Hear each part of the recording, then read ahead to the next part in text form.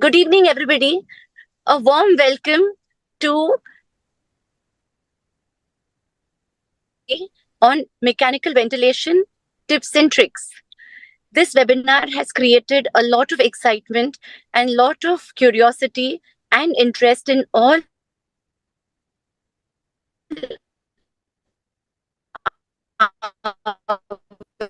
our delegates, faculty across the country, who's going to tell us all about basics of mechanical ventilation, all the tips and tricks that will help us improve our patient care. We have basically two talks today, which will be followed by a panel discussion. This is an initiative of Indian Chest Society, and on behalf of Indian Chest Society, I would like to thank Dr. Sandeep Salvi, our president, and Dr. Rajadhar and entire Indian Chest Society Governing Council for making sure that we are percolating good level of education across our country and improving patient care. So with this brief introduction, I would like to invite our first speaker, Dr. Rakesh Chawla, who actually requires no introduction Rajesh whatsoever. Chawla. He has been the... Sorry, I'm so sorry, Dr. Rajesh Chawla. I'm very sorry, Dr. Chawla. Sorry. So we have Dr. Rajesh Chawla. He needs no introduction at all. He is the consultant chest physician director, head of the department at Indraprastha Hospital at Delhi. He has been the past president of Critical Care Society of India. He's also been the past president of NCCP. He is a fantastic researcher. His interest is to teach, a great teacher. And he has been an intensivist, one of the first pulmonary critical care intensivists who I have known. And also a very, very dear friend of mine. Lots of papers, lots of publications, and lot of students who really idolize him. With this brief introduction, I would request Dr. Rajesh Chawla to please start with the first talk, Basics of Mechanical Ventilation. Over to you, sir. Thank you, Dr. Amita and Dr. Khilani and other faculty members. So we are going to talk on an extremely important topic, which I think is relevant nowadays for everyone who is practicing chest as well as the critical care. And I think if you understand the basic of mechanical ventilation well, then it becomes much simpler to understand the various modes and advancement which occur in this science. So what I'm going to talk is about the very basic of mechanical ventilation. So objectives of my talk are basically to understand the physiology of mechanical ventilation, to understand the basic modes of mechanical ventilation, when and how to initiate mechanical ventilation, to understand the monitoring and complication.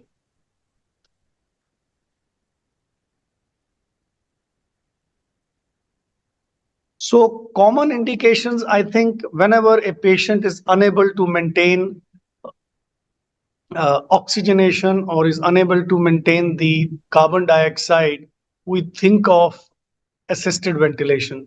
And nowadays, the first choice is a non-invasive respiratory support, either an HFNAC in hypoxemic and the non-invasive ventilation in hypercarbic. If they are non-effective or they are contraindicated, then you think of the invasive ventilation. And of course, in apnea, it is a first choice. In operations, so I'm not going to talk about that. And many a times in the ICU, you do this to reduce the work of breathing. So these are the four main indications where you do a invasive mechanical ventilation. Then the goals of ventilatory management are to maintain the adequate oxygenation, to ventilate in such a manner that you have an acceptable PaCO2. Because I'm saying acceptable, many a times you tolerate the higher PaCO2 to give a safe ventilation, to reduce the work of breathing, because that can also result in a bad outcome. And you always ventilate in such a manner that you prevent the ventilator-induced lung injury. You know, all ventilators do one thing. They push in air. That, you know, when you breathe normally, you have a negative pressure ventilation. You create a negative pressure in the pleura and you suck in air as there is a pressure gradient between your lung and the atmosphere, the air is sucked in. The ventilators, like an ambush bag, push air in the lung. And, you know, and they give a breath, what we call a mechanical breath. So basically, all ventilators give you a breath, which is a mechanical breath. They push in air, and that's why it is called the positive pressure ventilation. So to give a breath, you require a machine, which is a compressor, which gives an air, and then you have a microprocessor based or various other mechanism, which regulates this air, gives to the patient that it doesn't cause harm. So all ventilators, to give the air to the patient, it has two valves, the inspiratory valve. When the inspiration occurs, the inspiratory valve opens, expiratory valve is closed, patients get the mechanical breath. And when both the valves are closed, there is a inspiratory pause. And when now the expiratory valve opens, the inspiratory valve is closed, there is expiration. And when both the valves are closed, then there is an expiratory. Basically, all ventilators, there are two basic ways that it gives a mechanical breath. Let me understand first the little physiology if you want to understand this. Whenever you give a breath, there will be changes in three things. There will be change in pressure as the air is passing. There will be change in volume, and there will be change in flow. Now, at one particular time, you can control one of these, and the other two will vary depending on the airway resistance, compliance of the lung and chest wall. Like if I fix up the pressure, the volume will vary depending on the resistance, airway resistance, and the compliance of lung and chest wall. And if I give a fixed flow or volume, then the pressure will vary depending on the compliance of lung and chest wall.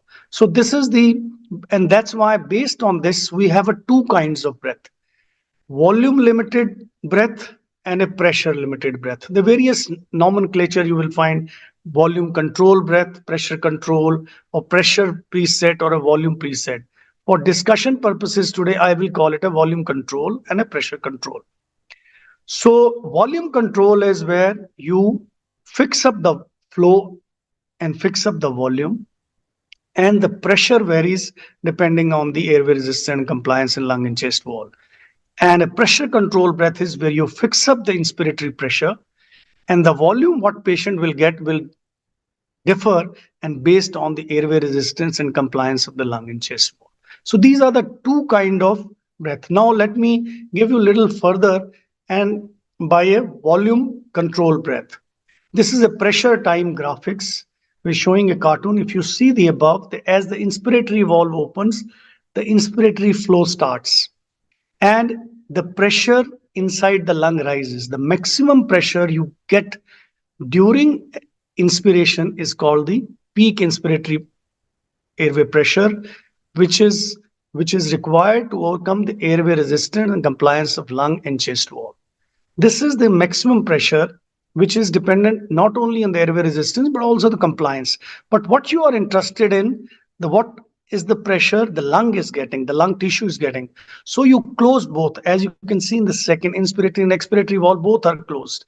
There is no flow and there is equalization of pressure in all the open unit, and the pressure you get is a plateau pressure, which is taken as surrogate that it should be less than 30.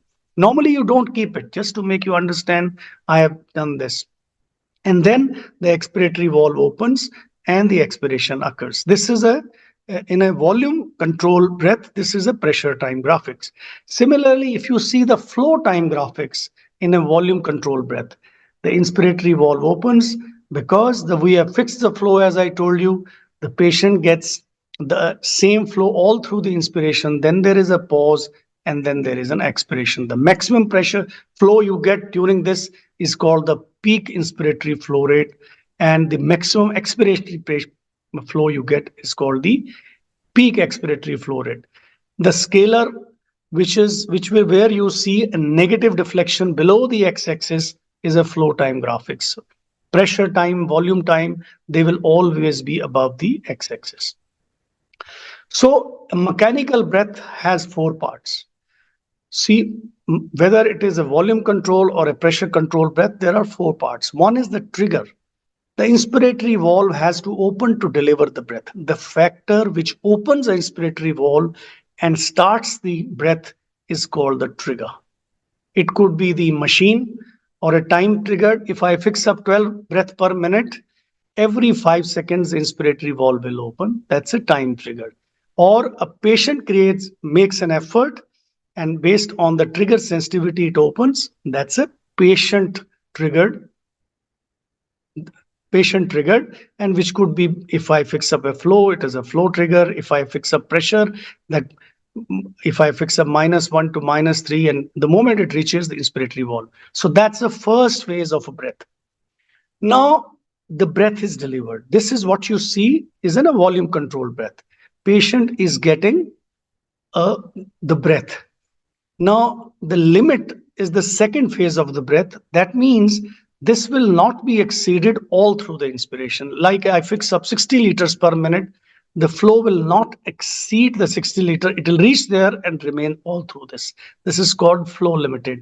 In the pressure control breath, patient gets a pressure, and which remains all through that. If I fix up 15 centimeter of water, it will remain all through the inspiration, and then these cannot go. The second phase cannot go.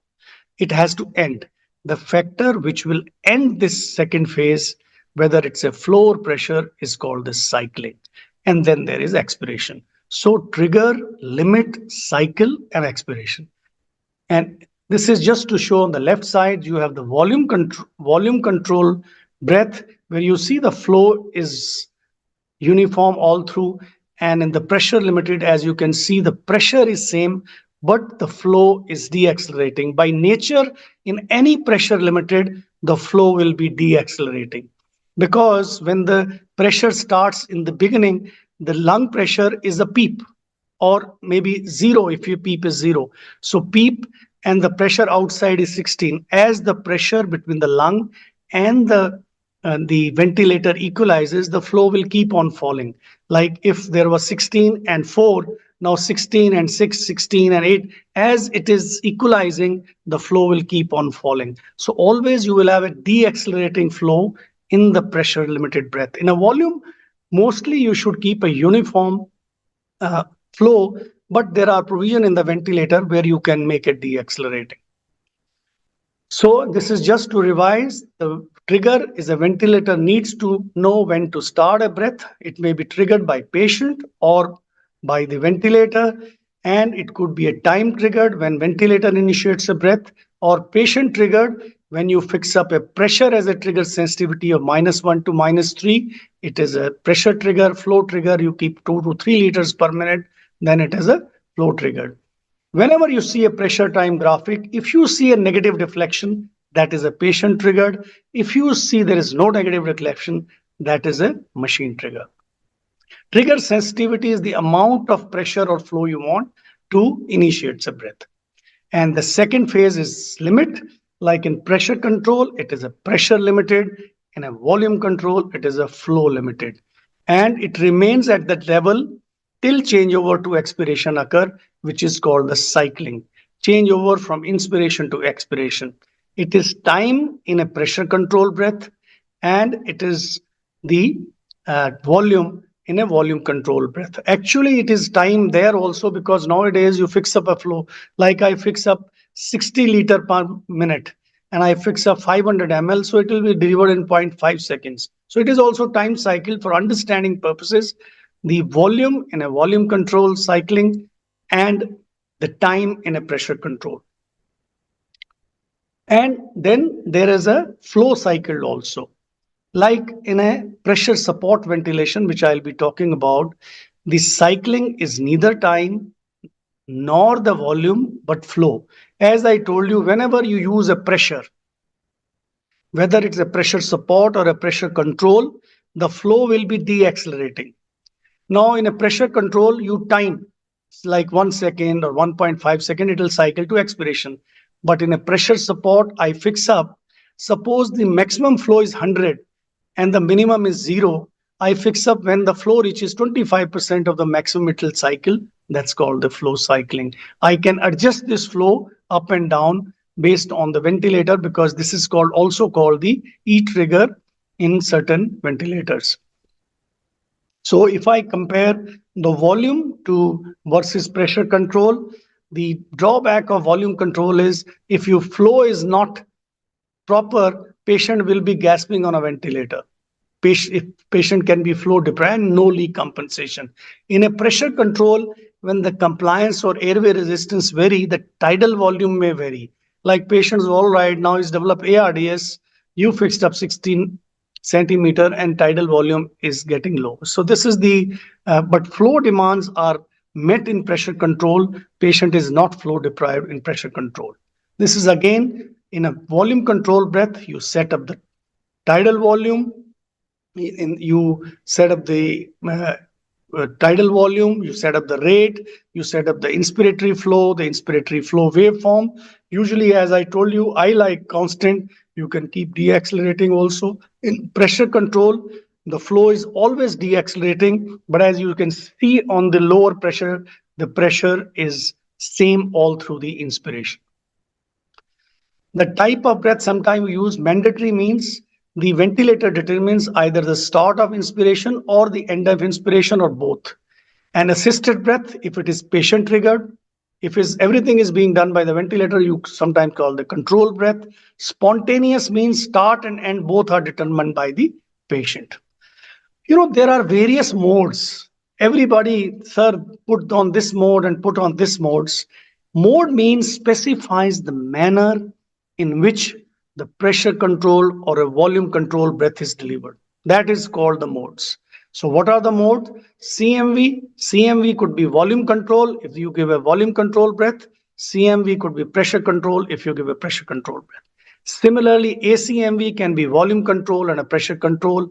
SAMV can be volume control and a pressure control based on which breath you are delivering. And pressure support, I have already talked, it is totally spontaneous breath. So let's talk about now control mechanical ventilation.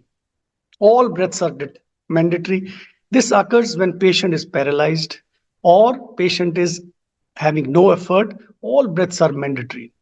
You fix up the frequency, fix up the, depending on the mode, the tidal volume, the patient will get minute ventilation based on your respiratory rate and the tidal volume you fixed up. There is no extra. If I fix up 500 ml, 12 breaths, patient is getting 6 liters. This is a control, nothing extra patient is. CMV could be volume control. Similarly, pressure control, if I fix up, patient will get inspiratory pressure and the tidal volume depending on the airway resistance and compliance, and patient will get that much of in every breath that you have fixed up, like 12 breaths, inspiratory pressure of 12.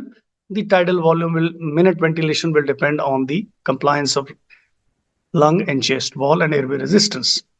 And it is time trigger. If it is a volume control breath you are giving, it will be flow limited.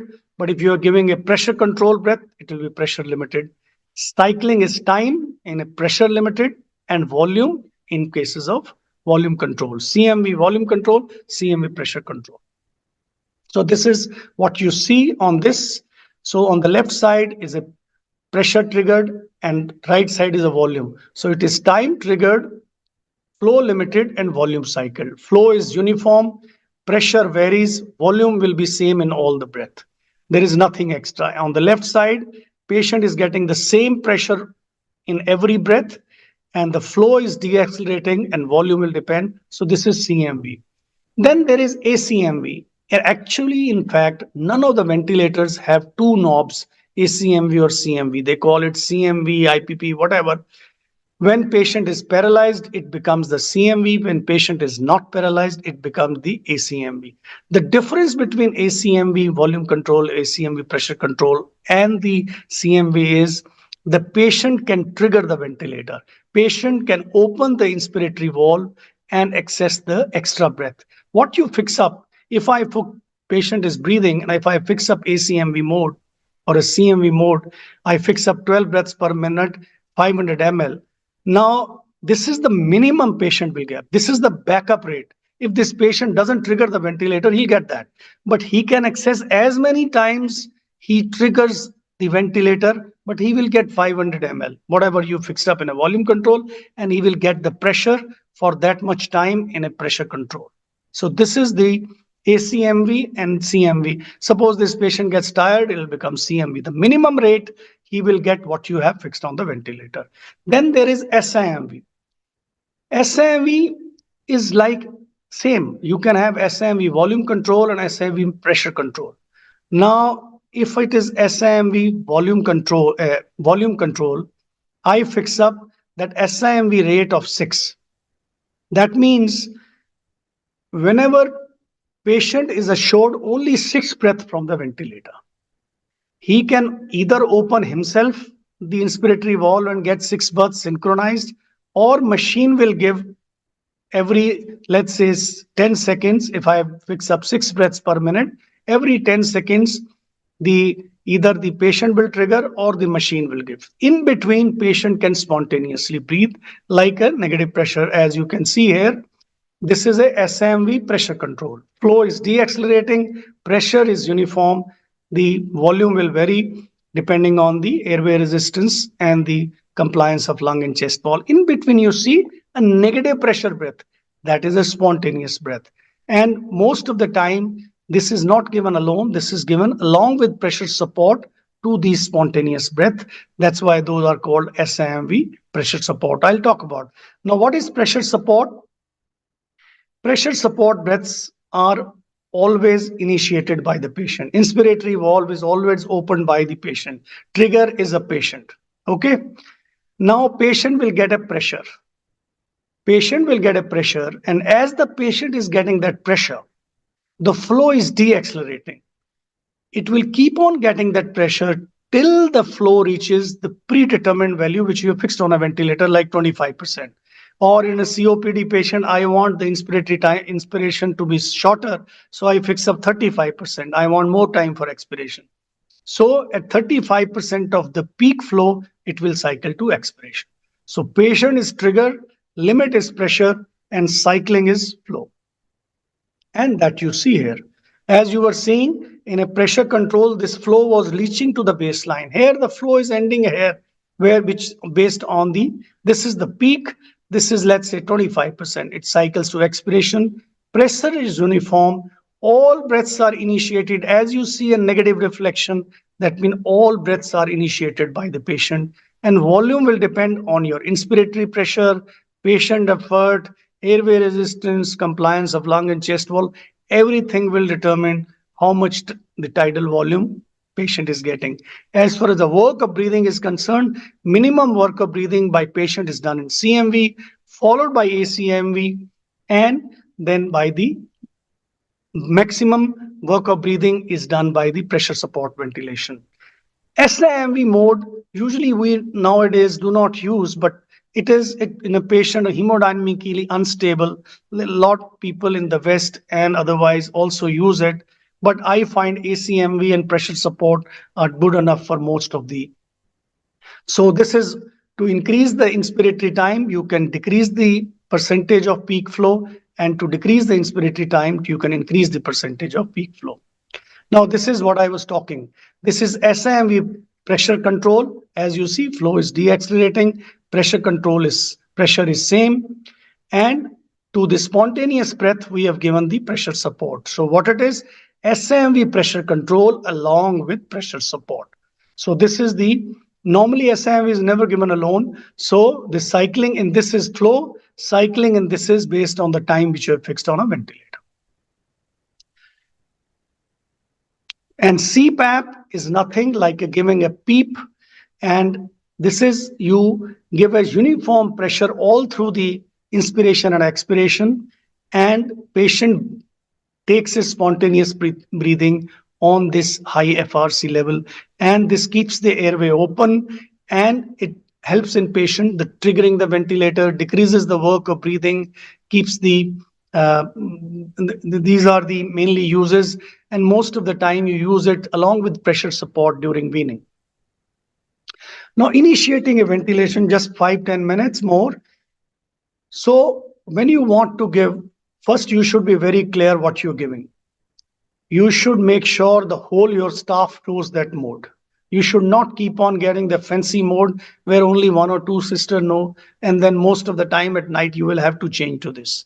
So AC, MV, volume control or assist control, pressure control. These are the 𝐴𝐶MV volume control or 𝐴𝐶MV pressure control. These are the commonest used mode. So you prepare your sedation analgesia. You want to give fentanyl, you want to give midaz, you want to give atracurium. Monitoring equipment, patient is properly, the venous access is there, baseline investigation, ABG is there, check your intubation. If it's a elective intubation, inform the family what you're going to do, manual ventilation with bag, and check your electrical oxygen compressor and attach the bag which is available with a ventilator so that your ventilator settings are okay. Choose the mode, I told you, then volume control 𝐴𝐶MV, tidal volume 6 ml. Nowadays, in a normal patient also 6 to 8 ml or 6 ml, respiratory rate 12 to 14, FiO2 to begin with, you can start with 1 or 100% oxygen, and then based on the requirement. Secondary setting, PEEP begin with 4, trigger sensitivity, if it is flow 2, if it is pressure, trigger sensitivity -1 to -3. Do not keep below this, otherwise auto triggering will occur. I ratio at least 1:2 or 1:3, and set alarms 10 to 20% above the settings which you have set on a ventilator, and peak airway pressure alarm based on the pathophysiology, because if it is you are ventilating asthma and COPD, peak pressure alarm you have to keep really little high, because otherwise it will keep on getting cut off and patient will not get the volume. So begin always with an ambush bag or a manual ventilation, and do not do too much of ambush bag, and watch for hypotension, because you given sedation, you are giving a positive pressure, patient may be relatively dehydrated, there is a decrease in venous return, and patient can get a hypotension. Then the tidal, all these settings I have already talked about, and these are the settings of alarm, 10 to 20% above and below the inspired mechanical ventilation, low pressure alarm 5 to 15, high peak pressure at least 40 to 45, apnea time and all these. If patient has normal lung, these are the, if patient has high airway resistance, you always give a low tidal volume and low respiratory rate, like in COPD and asthma, and a high peak flow you will have to tolerate. If the patient has low compliance, then you give a low tidal volume, moderate to high respiratory rate, high FiO2 and PEEP high depending on your FiO ratio. Confirm the chest expansion, start sedation. Relaxant, nowadays we don't use sedation, and analgesia is the only thing. Put a Foley's catheter, because I always remember one patient about 20 years ago, patient was ventilated very distressed and he was not put on a Foley's catheter. So Foley's catheter, NG tube, check X-ray and ABG in 20 minutes. Start anti-gastritis, because the chances of stress ulcers are very high in a ventilated patient. So you start anti-gastritis, DVT prophylaxis, and eye care. You must inform the sister. What to observe? In a volume control, plateau pressure and peak pressure and low pressure alarms. During pressure control, you look at the expired tidal volume and expired minute ventilation.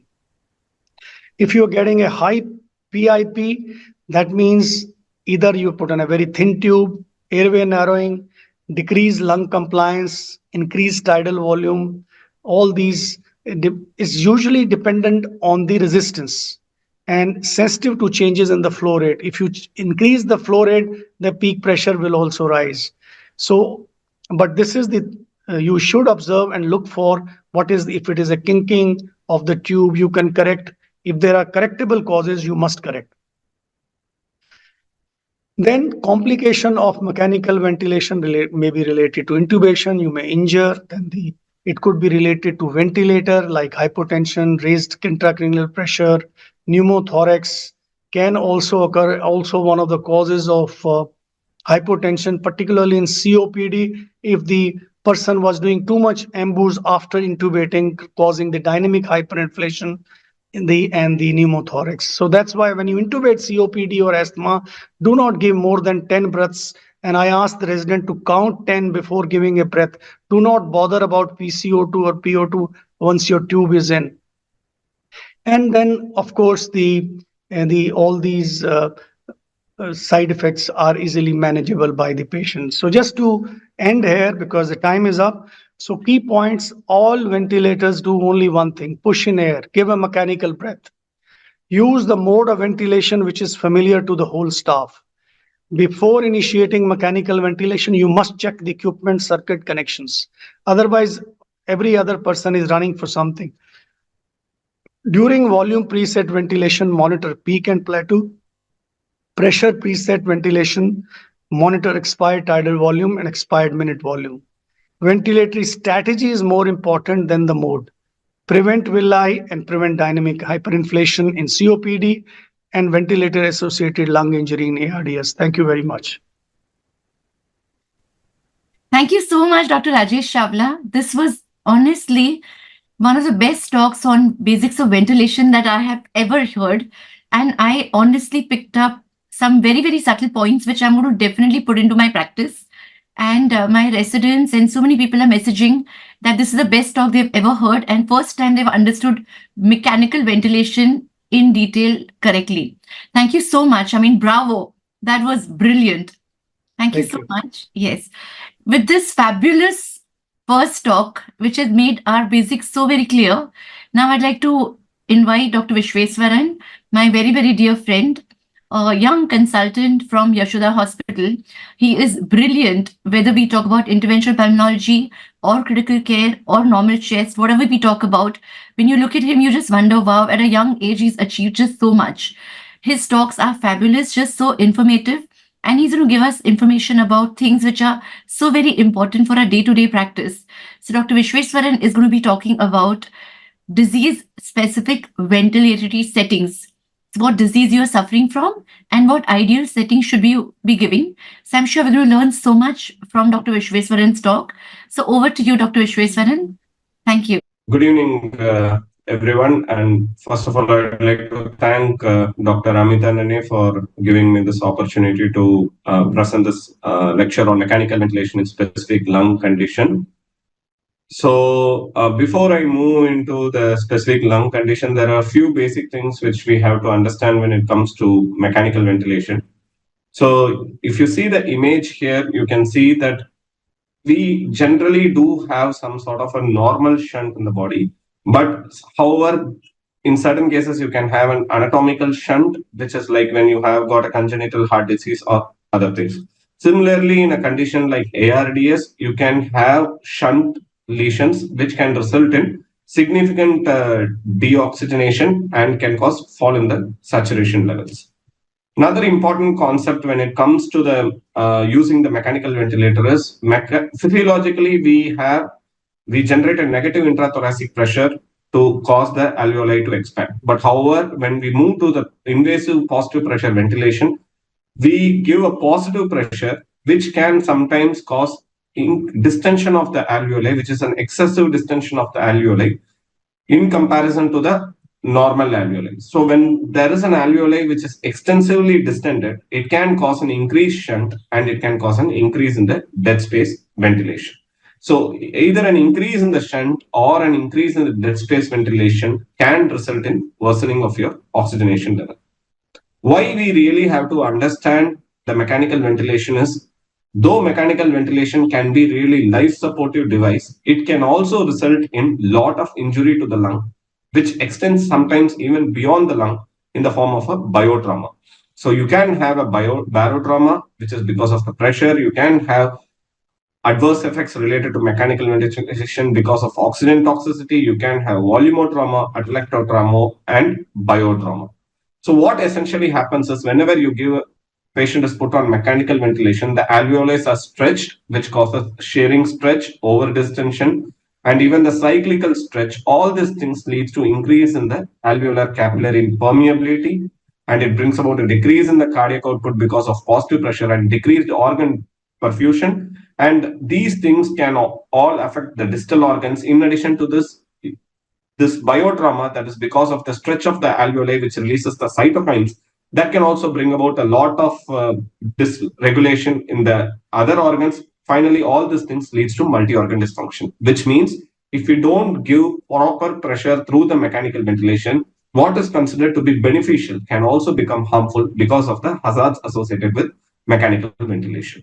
In addition to this, this is something which we all know that whenever an alveoli is stretched, sometimes it can rupture, it can cause pneumomediastinum, pneumothorax, pneumopericardium, and sometimes it can also cause a pulmonary interstitial emphysema.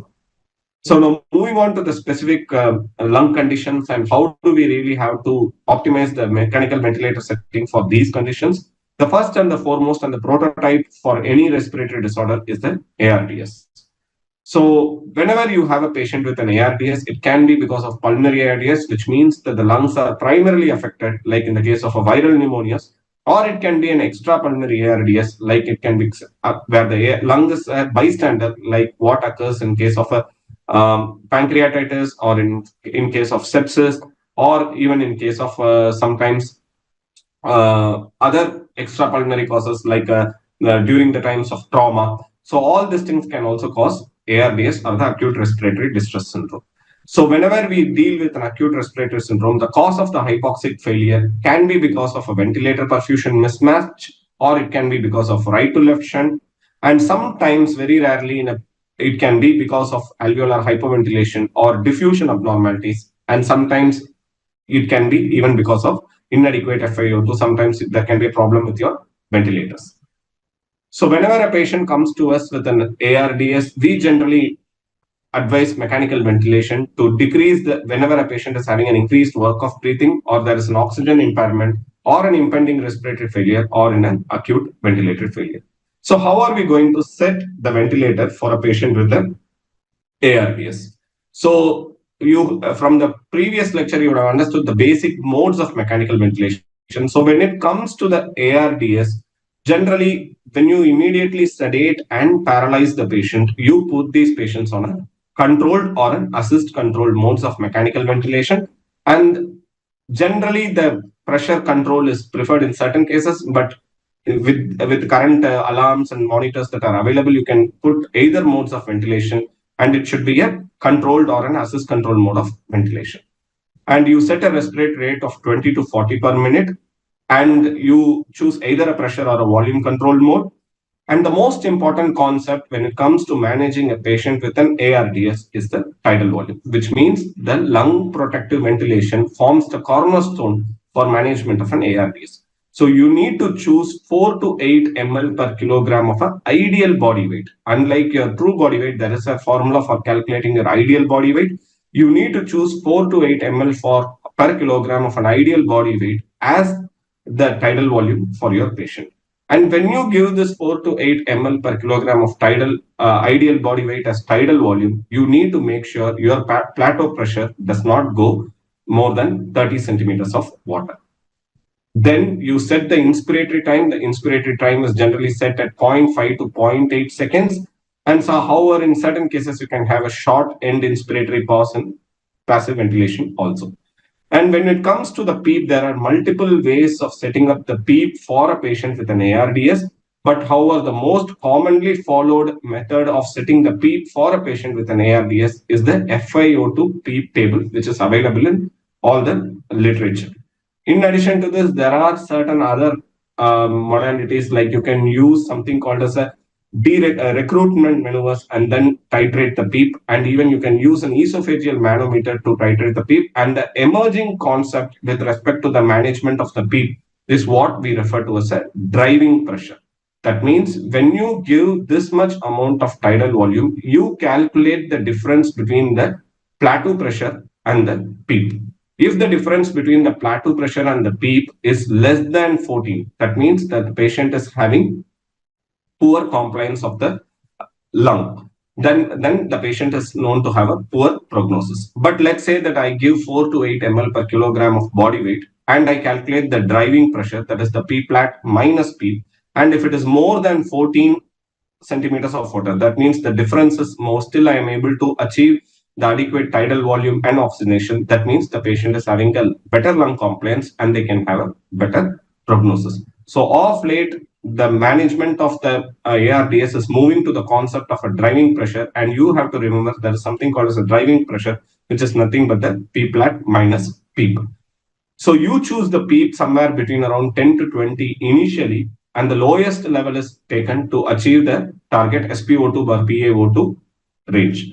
And the FiO2 should be initially started at 100%, but gradually you need to bring down the FiO2 as early as possible, because we have seen that excessive oxygenation can itself cause worsening of your ARDS because of free radical mechanism and oxygen toxicity. So once you start this patient on these settings, what are we going to monitor? The most important aspect when it comes to the ARDS is the management of the PF ratio, and you need to keep monitoring your PaO2 in the ABG, and you want it somewhere between 55 to 80 millimeters of mercury. And even excessive oxygenation, that is PaO2 more than 80 millimeter, is also detrimental for your patient. And you need to monitor the PaCO2. It is better to attain a normal value, but in ARDS, permissive hypercapnia is allowed. So that means you need not achieve a normal pH. Sometimes you can have a pH even as low as 7.20, accepting higher levels of PaCO2. And if you can maintain a lung protective strategy with this permissive hypercapnia, even then it is advisable. So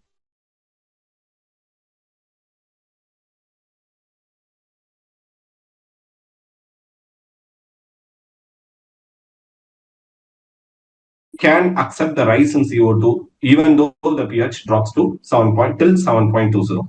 So this concept of permissive hypercapnia is found to be beneficial to protect the patient lung against the barotrauma and the biotrauma which are caused by your mechanical ventilation.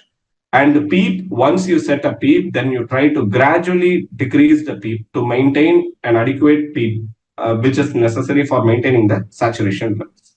And the P plat is the most important thing. We want the P plat to be less than or equal to 30 centimeters of water. But this 30 centimeters of water can go to a higher level if you are dealing with a patient where the compliance of the chest is decreased by the chest wall. Let's say that you have a patient with an excessively obese patient, or a patient who has got a chest wall abnormality. And sometimes you can even cross this P plat pressure more than 30 centimeters of water to attain the adequate ventilation for your patient. And make sure that your tidal volume ranges between 4 to 8 ml per kilogram of an ideal body weight. And if you can maintain this, then probably you are protecting your patient lung from mechanical injury and other injuries caused by your mechanical ventilation. So again, to recapitulate, so first you calculate the ideal body weight, and once you calculate the ideal body weight, you set your tidal volume at 4 to 8 ml per kilogram of ideal body weight, and you set the respiratory rate as 20 to 30 per minute. Initial FiO2 should be 1, and PEEP you take somewhere between 10 to 20 depending upon your PEEP and FiO2 table. Once it is done, then right now what we follow is the ARDS net approach or the lung protective ventilation. So you want to make your P plat less than 30 centimeters of water. And recently, as I said to you before, we have this concept of the driving pressure, where the P plat minus PEEP should be less than 14, should be more than 14 centimeters of water. So in certain cases, if you have a stiff chest wall, then you can increase, sometimes your P plat can go little higher than your 30 centimeters of water, and titrate your PEEP to the highest chest compliance and try to maintain the P plat less than 30 if there are no stiff chest wall. And once it is done, once you have attained the P plat more than 30 centimeters of water, then let's say that you have started with 6, but right now if your P plat is going more than 30, then you decrease your tidal volume and you can go as low as 4 ml per kilogram. But if your P plat is less than 30 and still you are able to achieve oxygenation, then you look for asynchrony. If there is any asynchrony, then you can increase your tidal volume to as high as 8 ml per kilogram. But if asynchrony is not there, then you target your saturation levels by titrating your FiO2 between 88 to 95%. But here is the most important thing. Unlike in other lung conditions, in ARDS, you have rescue modes of ventilation. That means if you are not able to attain a lung protective ventilation, that means your PF ratio is less than 150, and you are not able to attain a lung protective ventilation, then you can consider prone ventilation. And sometimes if the PF ratio is further less and there is no significant contraindications for ECMO, you can even put these patients on ECMO.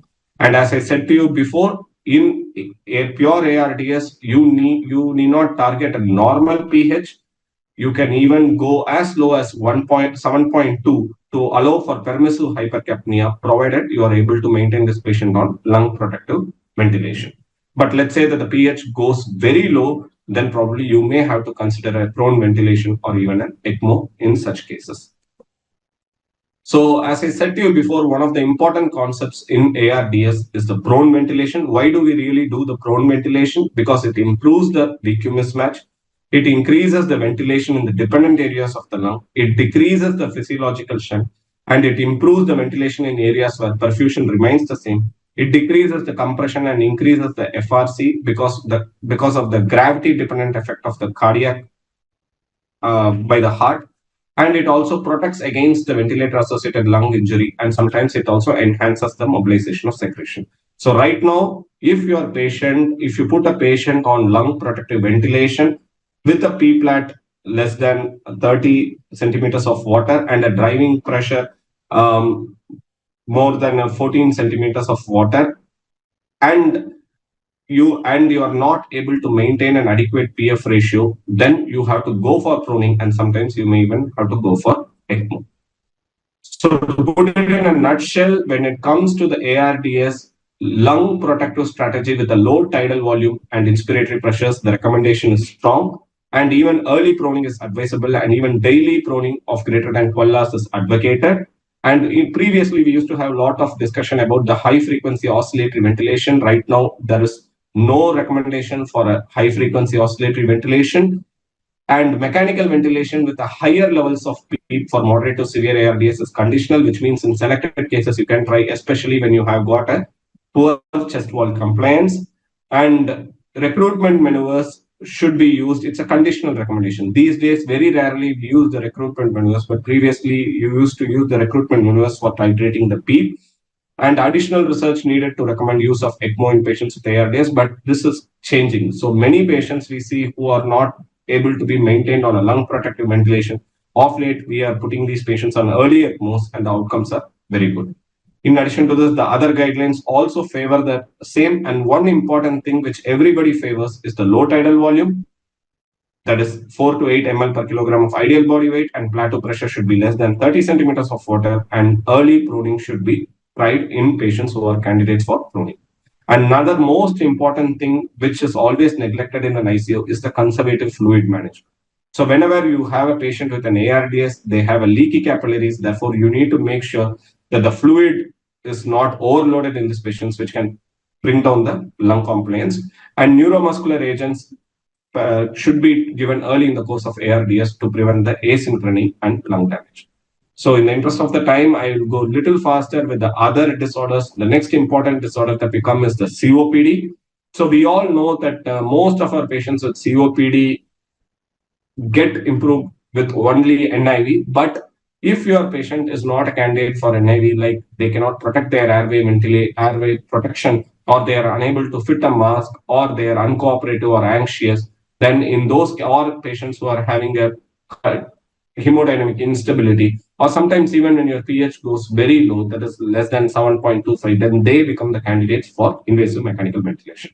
So one important concept that we have to understand while ventilating a patient with a COPD is the pulmonary time constant, which is nothing but the compliance into resistance. So what it essentially means is, let's say that I am going to give an air here. Not all alveoli are going to get uniformly distended. And once the air goes in, it requires certain amount of time for it to come out. If we don't provide this time constant and we give another inflation during the same time, then it results in excessive distension of the alveoli. And as we saw earlier, this can cause dead space ventilation. And sometimes this causes an auto PEEP, and this results in problem with the triggering of the patient asynchrony, and sometimes it can produce cardiovascular abnormalities in your patients.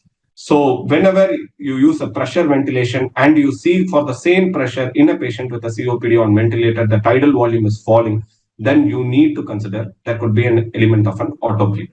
And sometimes when you are using a volume controlled ventilation, you see that the peak pressure, peak alveolar pressure, and the peak airway pressure both are rising for the same tidal volume. Then probably with every breath, there is more stacking of the air inside the alveoli, leading to dynamic hyperinflation and generation of autopeep. So how are we going to correct the autopeep? You can give an external peep to counteract the autopeep, and sometimes even a mild disconnection from the ventilator to deflate the lung and connecting back to the ventilator are tried in certain cases. But the most time-tested technique is you give adequate bronchodilation to open up the airways so that you provide enough space for the air for exhalation, thereby decreasing the alveolar hyperdistension. So when a patient of a COPD comes to you, the mode can be an assist or a control mode. The main difference when it comes to ventilating COPD from ARDS is the rate. In ARDS, you go as high as 20 to 30 per minute, whereas here the rate is around 8 to 15 per minute. You choose a pressure or a volume control mode of ventilation. And the tidal volume, even for COPD, lung protective ventilation with 6 to 8 ml per kilogram of ideal body weight with the plateau pressure less than 30 centimeters is advocated. And here, the most important thing is your inspiratory time and the respiratory rate. And the inspiratory time is kept somewhere between 0.6 to 1. Another important variation from your ARDS, in your ARDS, you can go as high as 10, 12, sometimes we have gone to 15 and 16 PEEP also. But in your COPD patients, generally you set a 5 centimeter water of PEEP, or sometimes you titrate the PEEP to counteract the auto PEEP by looking into the synchrony of the patient also. Another important variation is in COPD, we don't want higher oxygenation levels to prevent the Haldane effect. So you try to keep the FiO2 as minimal as possible. So I'm not going into this in the interest of time, but what we really have to see when we ventilate a patient with COPD is the patient ventilator synchrony. So whenever there is a patient ventilator asynchrony, these patients are prone to develop autopeep. That means that they take more amount of air and causes alveolar distension. So that should be avoided. Again, as we have spoken earlier, autopeep should be monitored and the P-plat pressures should be seen, and always look into the hemodynamics. If you over-ventilate a patient of COPD, they can have an increase in the intrathoracic pressure, which decreases the venous return and can cause a hemodynamic instability. In addition to this, you need to keep looking into the pulse oximetry levels and ABG to look into their CO2, and always look for clinical signs of cardiopulmonary distress. And with respect to asthma, again, as with respect to COPD, here also we can use an assist or control mode of ventilation, but the rate can be slightly higher. It can be 8 to 20 per minute. And another important thing is when you are ventilating a patient of a status asthmaticus, you should not try to wash out the CO2. Sometimes because the lung pressures may go very high. So in such cases, you can allow for permissive hypercapnia, as you saw in ARDS, and tidal volume should be very less. It should be 4 to 8 ml per kilogram of an ideal body weight, and P-plat should be less than or equal to 30 centimeters of water. And here you need to give an inspiratory time of around 1 to 1.5 seconds. Unlike the COPD where we give 0.6 to 1 second, and you need to make sure you adequately bronchodilate these patients. Sometimes you need to give steroids, sometimes you need to give magnesium to bring about bronchodilation to avoid the autopeep. And sometimes you may have to slightly increase the PEEP to counteract the autopeep, but this should be done carefully, because if you give an external PEEP which is more than that of the autopeep, it can further worsen your autopeep. And here you can target an FiO2 of around FiO2 to maintain a PaO2 of around 55 to 80 millimeters of mercury, or a saturation 88 to 95%. But however, one of the most important things that should be remembered when you are ventilating a patient of a severe asthma is that these airway pressures can go very high, and they are at a higher risk of developing barotrauma in the form of a pneumomediastinum or a pneumothorax, and always monitor. And one another area where pulmonologists are routinely called is in the neuro ICUs in patients with head injury. And these patients generally get intubated when they have a depression due to a primary neurological insult, or they can have associated injuries to the spine, chest, and abdomen, or sometimes they can have a neurogenic edema, or sometimes because of the medicines and the paralytics which they give in the ICU. So in such cases, put these patients on controlled mode of ventilation, and the rate should be 15 to 25 per minute, and it should be a volume or pressure controlled mode of ventilation. Again, the concept remains the same. You target a tidal volume of 6 to 8 ml per kilogram of ideal body weight with a plateau pressure less than or equal to 30 centimeters of water. and the inspiratory time should be 1 second, and PEEP should be 5 centimeters, provided that the PEEP does not increase the ICP. This is very, very important. If you give too much of PEEP, then it prevents the venous return to the heart, and it can increase your ICP, and you need to be very cautious of this. And the FiO2 should be 1. So whenever you put these patients on mechanical ventilator, always look for peak alveolar pressures, mean airway pressures, and auto PEEP. PaCO2 and end-tidal CO2 is must, because any rise in the CO2 can cause cerebral vasodilation and can increase your intracranial pressure. So always we try to attain either a normocapnia, and sometimes we even go for a hypocapnia, but the studies clearly says that normocapnia is sufficient, but you should never have an hypercapnia in a patient with head injury, because it causes cerebral vasodilation and increases your ICP. And intracranial pressure and jugular venous oxygen saturation should be monitored, and hemodynamic stability should be assessed. And the last part of the topic is the mechanical ventilation in a post-operative patient. In post-operative, it can be because of the drugs, or it can be because of cardiorespiratory distress or pre-existing lung conditions, which has put this patient on ventilator post-surgery. So in a patient who does not have a prior disease, you give the routine setting, that is a controlled mode of ventilation with a respiratory rate of 12 to 18 per minute, and the tidal volume is 6 to 8 ml per kilogram of ideal body weight, and the PEEP should be less than or equal to 5 centimeter, and you target a saturation of more than around 95 or a PaO2 more than 80. But if a patient is having an obstructive airway disease, we follow the protocol just like in COPD, where you control the rate between 12 to 80 millimeters of mercury. So one last part of the topic is the ventilator settings in a patient with a BPF. This is a very, very controversial area, because sometimes any positive pressure in a patient with a BPF can worsen the BPF. So what we do is we try to give the same amount of minute ventilation by decreasing the tidal volume and by increasing the respiratory rate. So you can go for a higher respiratory rate like 10 to 30 per minute or even greater, and you target a very low tidal volume of 4 to 8 ml per kilogram of ideal body weight, and inspiratory time should be 0.3 to 0.8 depending on air leak. And you can give a high FiO2, more desirable than the higher pressure. And sometimes in certain cases, what we have done is we have done a master and a slave ventilator. That means you put a double lumen tube in this patient, isolate the lung which has got the pneumothorax, and connect it to a low ventilator settings and ventilate the other lung normally. And in nowadays, of late, whenever a patient is having a BPF and they are not improving on positive pressure ventilation, you can even take these patients on ECMO, allow the lung to heal, and then put them back on mechanical ventilator if you are not able to surgically correct it, or you can correct it by bronchoscopic methods of BPF closure. So to put it in a nutshell, to summarize, our target range of PaO2 for patients with ARDS is 55 to 80 millimeters of mercury. But when it comes to COPD or any type 2 respiratory failure, we try to target between 50 to 65 millimeters of mercury. And the PaCO2 in a normal lung is 35 to 45, and in lung injury, you can even allow permissive hypercapnia. And even in asthmatic patients, if you're not able to ventilate with a lung protective, you can allow permissive hypercapnia to go as high as 80 millimeters of mercury with a pH of around 7.2. But you cannot allow permissive hypercapnia in a patient with a head injury.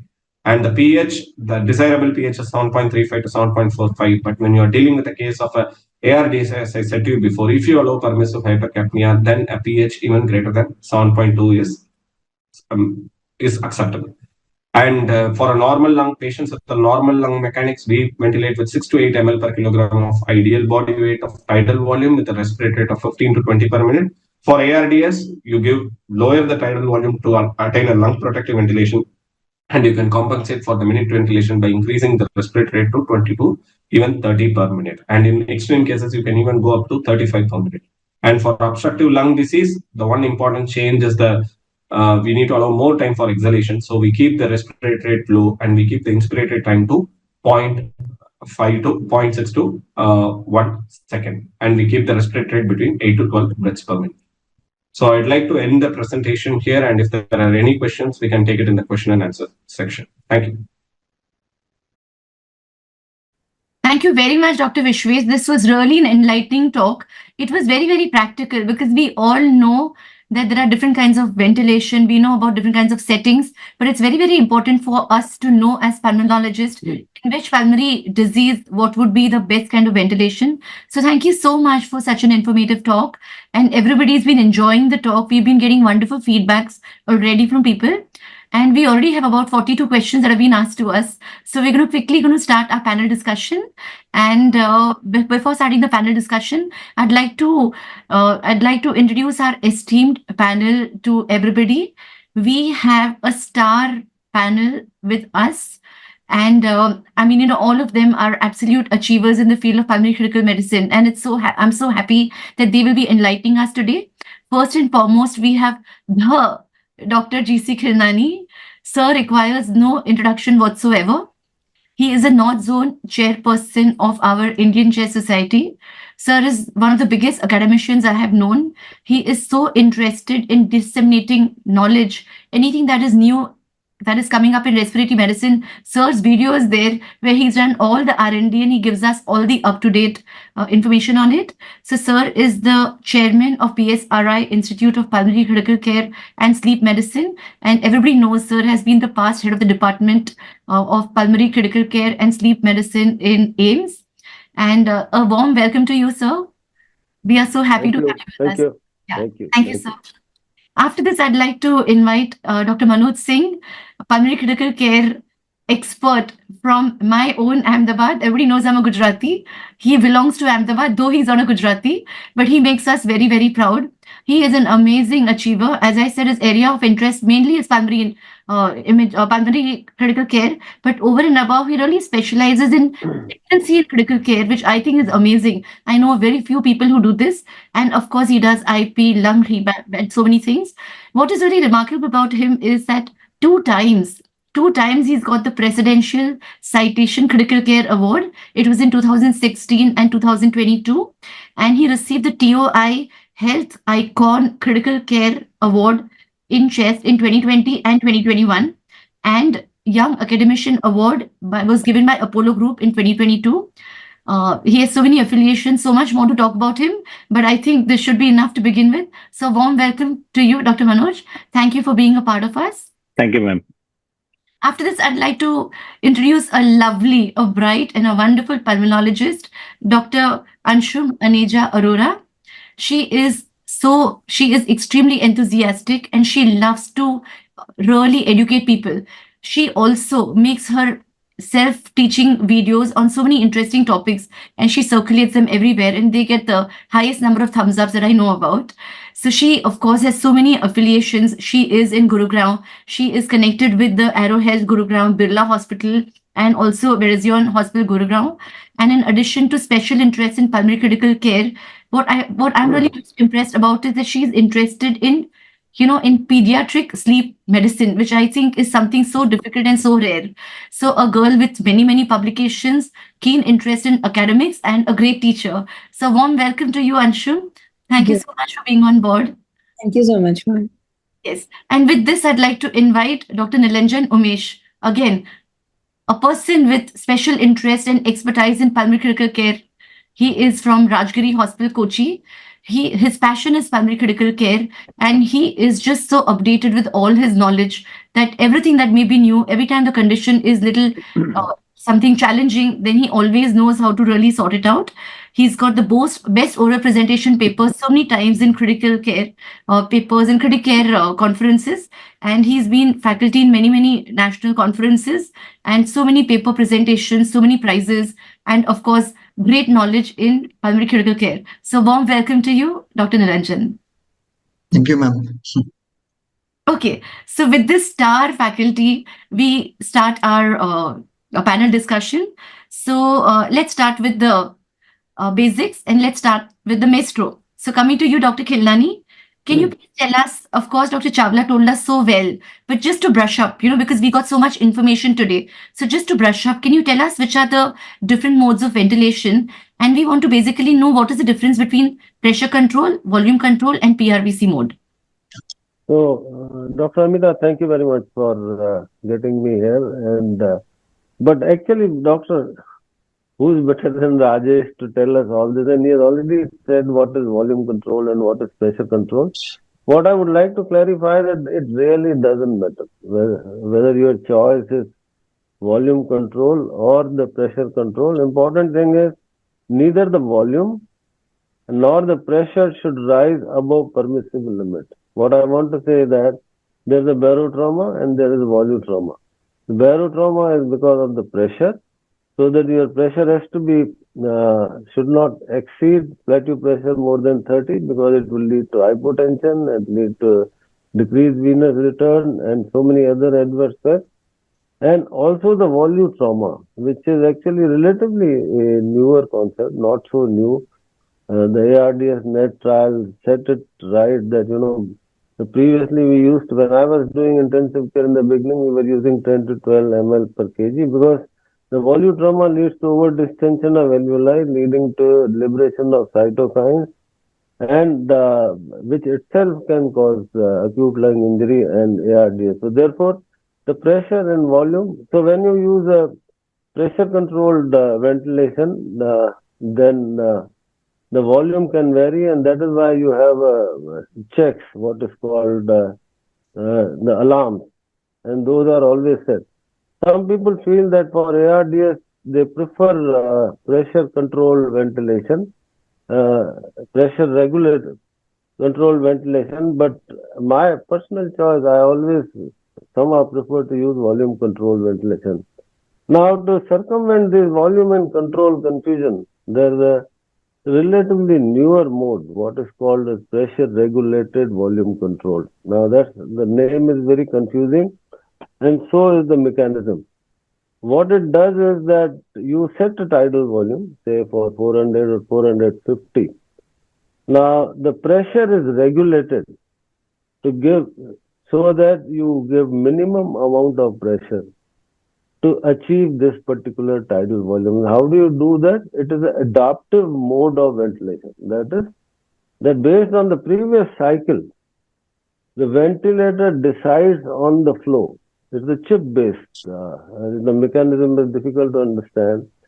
That it's an adaptive mode of ventilation where based on the previous cycle, the ventilator decides the flow so as to give minimum pressure to achieve the tidal volume. That is what is called pressure-regulated volume control ventilation. Majority of ventilators have this mode of ventilation, which is, there are not too many studies which have proven it, although the concept seems to be right. So my choice is that I use volume control ventilation, that is assist control mode of mechanical ventilation. And if I am not able to maintain a good tidal volume with good pressure, then I can go on to pressure regulated volume control. One of the study which was done, it showed that actually the tidal volume is more than what you set in, but this is not a great study, I would say. There are other modes which are used, which are actually, they are not modes, inverse ratio ventilation and so on and so forth, which have been given up. Correct. So the trick of ventilation is that driving pressure has already been discussed, or plateau pressure. The lower the plateau pressure, better is the survival. So that's the bottom line. Wonderful, sir. I think this was really an excellent tip that was given to us. So basically, just summarize what sir said. Pressure control, ventilation, you decide the pressure, you decide the respiratory rate, and patient gets volume as per the lung condition. In volume control, you're fixing up the volume that you want to deliver. You're deciding the respiratory rate, and based on this, the pressure may go up or low based on the lung condition. But you have to set the alarm. If you have to put set the the alarm, volume control, right. yeah, you have to set the peak pressure. Yes, I asked about PRVC, sir, to you because Dr. Priyanka from Karnataka had asked the question specifically about the PRVC mode. And so nicely you told us that it's the best of both, in which you give your volume and you don't allow the pressure to rise that much. But the studies have not specifically said that it's better. So thank you, sir. This was great. After this, I'd like to come to Dr. Manoj. So Dr. Manoj, let's go to the basics. Again, very well already spoken, but to just revise. So if I want to put a patient on a ventilator who's completely normal, like for example, maybe he underwent some injury, he had some fracture and he underwent a surgery. So post-op, you want to ventilate him. So in a normal patient, what would be the settings of a mechanical ventilator? And if the patient has obstructive airway disease and if he gets intubated, then what would be your settings? Can you tell us, please? So yes, ma'am. So you have asked two questions. So the answer one, we assume that the patient has a normal lung and he needs a ventilator for non-pulmonary reasons, a surgery. So as Dr. Khilani sir very rightly said, first of all, your unit should be comfortable in only one mode of ventilation. Exceptional patient one may be lying in the corner who probably is an ARDS, needs ECMO. They are the only ones who need a different mode. So if the patient is shifted post-op by the anesthetist colleague, you continue your most used ventilator mode. If you use, like Khilani sir said, volume control, switch on the volume control. PRVC, switch on the volume, PRVC, because it is actually the nurse who's going to monitor. You are only just going to decide safe limits of ventilation. So switch on the PRVC, set the tidal volume, and as very rightly said by the previous speaker, 6 to 8 ml per kg, if diseased lung can ventilate well, normal lungs will always be in a luxury of more ventilation. In fact, now in critical care, we are going towards in anesthesiology, ultra low tidal volume, 2 to 3 mils per kg in the OT. So whatever you give, 6 to 8 is enough. 6 is actually more luxury to the patient. But the problem in post-op patient is the outcome is surgeon dependent. If the surgeon wants to extubate in 2 hours to 12 hours, you sometimes as a doctor become a slave. Then what happened is, as a pulmonologist, you lose your outcome because you do not know the analgesia needs, you do not know the fluid needs, you do not know how nasty was the surgery in the OT. So to cut the heterogeneity short. Overnight ventilation, what are the settings you told us about? Yes, so I'm going to come to that. Yes, so most of the times, if the patient has come to you on ventilator, forget that day extubation. That is the first principle. So don't wean that day. So use judicious sedation, use optimal fluid, use normal PEEP, that is 5, use a normal RR, that is 12 to 15, and FiO2 lowest. See, hyperoxia also can be dangerous to the post-op patient because hyperoxia can cause a lot of atelectasis in the normal lung. Use FiO2 21 to 30 and please sedate, maintain the volume balance, and then go to the next day. This is answer to the first question. Second question, COAD. A patient of COAD actually needs ventilation when he has failed the medical therapy. So putting him on the vent, do not reduce the medical therapy. I mean to say, continue the optimal medical therapy. In fact, nowadays intensive care colleagues are very happy giving aminophylline infusion, which in our MD days we used to give in the ward. So continue aminophylline infusion, and ventilation should be here a little different because he has a propensity to develop auto PEEP. So sedate, if required, give a muscle relaxant for at least 12 to 24 hours so that auto PEEP doesn't develop. Tidal volume, here you can go up because they have a little bit of air hunger. Their needs are different. They will be having good volume retention because of the high dead space, inherently because of the COPD. You can go up till 8 ml per kg. That is number one. RR 12 to 14 is okay. All of you must be having actually EtCO2 monitoring devices. Although ABG, the PCO2 and EtCO2 don't fare well at absolute numbers, but the trend is better. Monitor EtCO2 and use the lowest FiO2 to ventilate for OAD. And see the effect of the diaphragm. You know, sometimes they're not good breathers.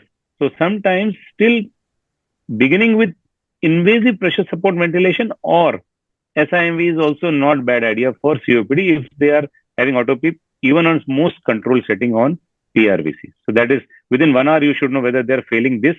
Just don't knock them off. Sometimes even pure control modes for COPD is not taken by their own diseased lung very positively. So within an hour, it's a good idea to check an ABG and see the effectiveness or your initial setting. It is like BiPAP only. Check again in 1 hour. That was wonderful. Very, very correct. So if it's a patient who is normal, you can also give 6 ml per kg of tidal volume. You can go up to 6 to 8. 12 to 15 is the RR. FiO2 as low as possible. PEEP of 5, point very well taken. But I really like what you said was obstructive airway disease. Please continue correct medical therapy because, putting on ventilation does not say that now you can pull back on medicines. So medical therapy continue. You want to give tidal volume could be 8 ml. You want to keep RR less so that you want to give longer time for expiration. You want to keep on looking at the peak pressures because you don't want him to get barotrauma. And you basically want to make sure that oxygen is as much to keep a saturation of 90 to 94. You need not hyper oxygenate the patient. Excellent. That was great. Thank you so much, Dr. Manoj. Thank you. Coming to Dr. Anshum, Dr. Manoj told us about auto-peep. 2-3 times he kept on saying about auto-peep. So I want to ask you, what is auto-peep on a patient who's on a ventilator? How do we diagnose it and how do we fix it? Right. So thank you, ma'am, for the question. So auto PEEP, as we understand, is also called as internal PEEP. So it is the internal positive end expiratory pressure that we commonly see in patients who have respiratory failure or chronic respiratory diseases on ventilator. Dr. Vishweshwaran had given a very nice graphic showing how auto PEEP can develop. So basically what it means is that before the exhalation finishes, the patient takes another breath. So there's another inspiration. So with time, you would see that because the exhalation wasn't complete, so there's a kind of a dynamic hyperinflation that is happening. So in addition to whatever PEEP we are giving, the total PEEP would also contain an element of an auto PEEP. Now, because it involves the exhalation and the inspiration, the best way to diagnose it is just by looking at the volume time curve. So you look at the flow, you look at the ventilatory flows, and you can notice that exhalation never reaches the baseline, and before it reaches the baseline there's another inspiration. So one of the best ways to just look at the monitor and we will be able to see that a patient has auto PEEP. The other way is that most ventilators have an expiratory hold button. So if we press this button for just 2 seconds at the end of expiration, it gives us a PEEP value, which is the auto PEEP. So this auto PEEP and the external PEEP together is the total PEEP that the patient is receiving. So that's another way in which we can diagnose what is the level of auto PEEP in this patient. How to treat it? Like he mentioned in COPD patients. So here again, the role of bronchodilation, making sure there are not much secretions. Other factors, like the tube size, whether we are using a very small tube, which is causing external resistance, and so these things need to be corrected. Is the tube kinked? Other than that, what we can do is now we want a better expiratory time. So we make the IE ratio more 1:2, 1:3, even up to that. So we want a better expiratory time, a lesser inspiratory time. We don't want more rapid breaths because they'll accumulate more breaths at the end of exhalation. So we can reduce the respiratory rate, and we can also reduce the volume that we are giving because they're already hyperinflated. So that's the way of managing auto PEEP. Yeah, wonderful. So, as Dr. Anshum rightly said, patients mainly of asthma and COPD have a high chance of getting auto PEEP. And therefore, please look at your graphs. And if your expiratory loop is not touching the baseline, then this patient is auto PEEP. And otherwise, you just press the expiratory pause button. You'll get the total PEEP, and you subtract the PEEP that you're giving, which will tell you about the auto PEEP. And to correct it, please correct the primary pathology. Give bronchodilation, as she rightly said. You reduce the respiratory rate. You can reduce the tidal volume, and you can increase the inspiratory time. And sometimes also inspiratory flow increase will also help this condition. So thank you, Dr. Anshum, for this complete answer. Now coming to Dr. Niranjan. So, Dr. Chawla and Dr. Vishwes and Dr. Khilnani, the masters, kept on talking about the alarms in the ventilator. So can you tell me, which of the parameters require an alarm, and what are the ranges of alarms that we keep? If you can just tell us about it. Thank you, ma'am, for this very relevant question. I think we have to respect the alarms of the ventilator. So different ventilator are having a different set of alarms that we can set. Now, most of these alarms can be set by us manually. And commonly the alarms that we look into and set is one is the tidal volume, the minute ventilation, the respiratory rate, and then certain alarms that we need to observe, that is the peak pressures, which we also can set to some extent. So the normal, if you ask me, the normal ranges, it depends a bit on the condition of the patient, what pathology the patient is having, the underlying disease. Now coming to the first alarm, suppose one of the most common alarms that we get on the ventilator is that of tidal volume not getting delivered. And it also corresponds to a low minute ventilation. So this can be primarily we need to check right from the endotracheal tube, the entire circuit to the patient. It can be due to kinking of the tube. It can be due to the patient biting the tube. And then coming to the patient factors, it can be due to some mucus plugs, some increased secretions, or due to severe bronchospasm. So the other common alarm that we get on the ventilator is that of a peak airway pressure, increased airway pressures. Okay, this again we need to check from the endotracheal tube to the patient. Again, it can be due to any blockage of the tube with secretions or due to severe bronchospasm. Now, another alarm that we commonly encounter, especially in ARDS patients, in patients who are having resolving ARDS, it's because of increased respiratory rate.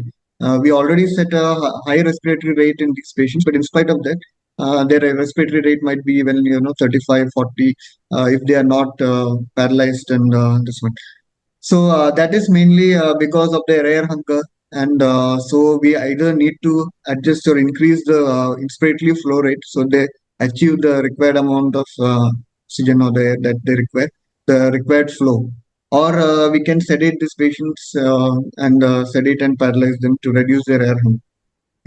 Now, if these are all on controlled modes of ventilation, now if we go to our pressure support or the spontaneous modes of ventilation, the most common alarm that we encounter and we should be aware of is the apnea ventilation.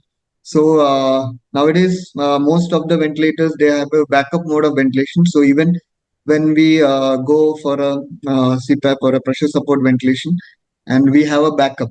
So the ventilator itself switches to a controlled mode in case the patient goes into apnea. And this apnea time can be set by us, like for 30 seconds. If the patient is not triggering a breath for 30 seconds, it goes into an backup ventilation, a control mode of ventilation.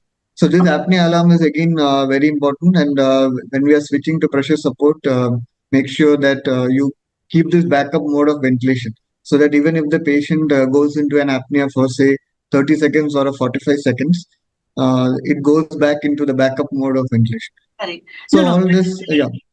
Oh, wonderful. I mean, you've told us everything that we needed to know. I really like this point that you made about, spontaneous modes where you have to have an apnea alarm. And as you rightly said, alarms will be based on the condition that we are ventilating the patient for. And as Dr. Chawla said, that the alarm should be 10 to 20% range of what you are aiming. So great. Very, very good.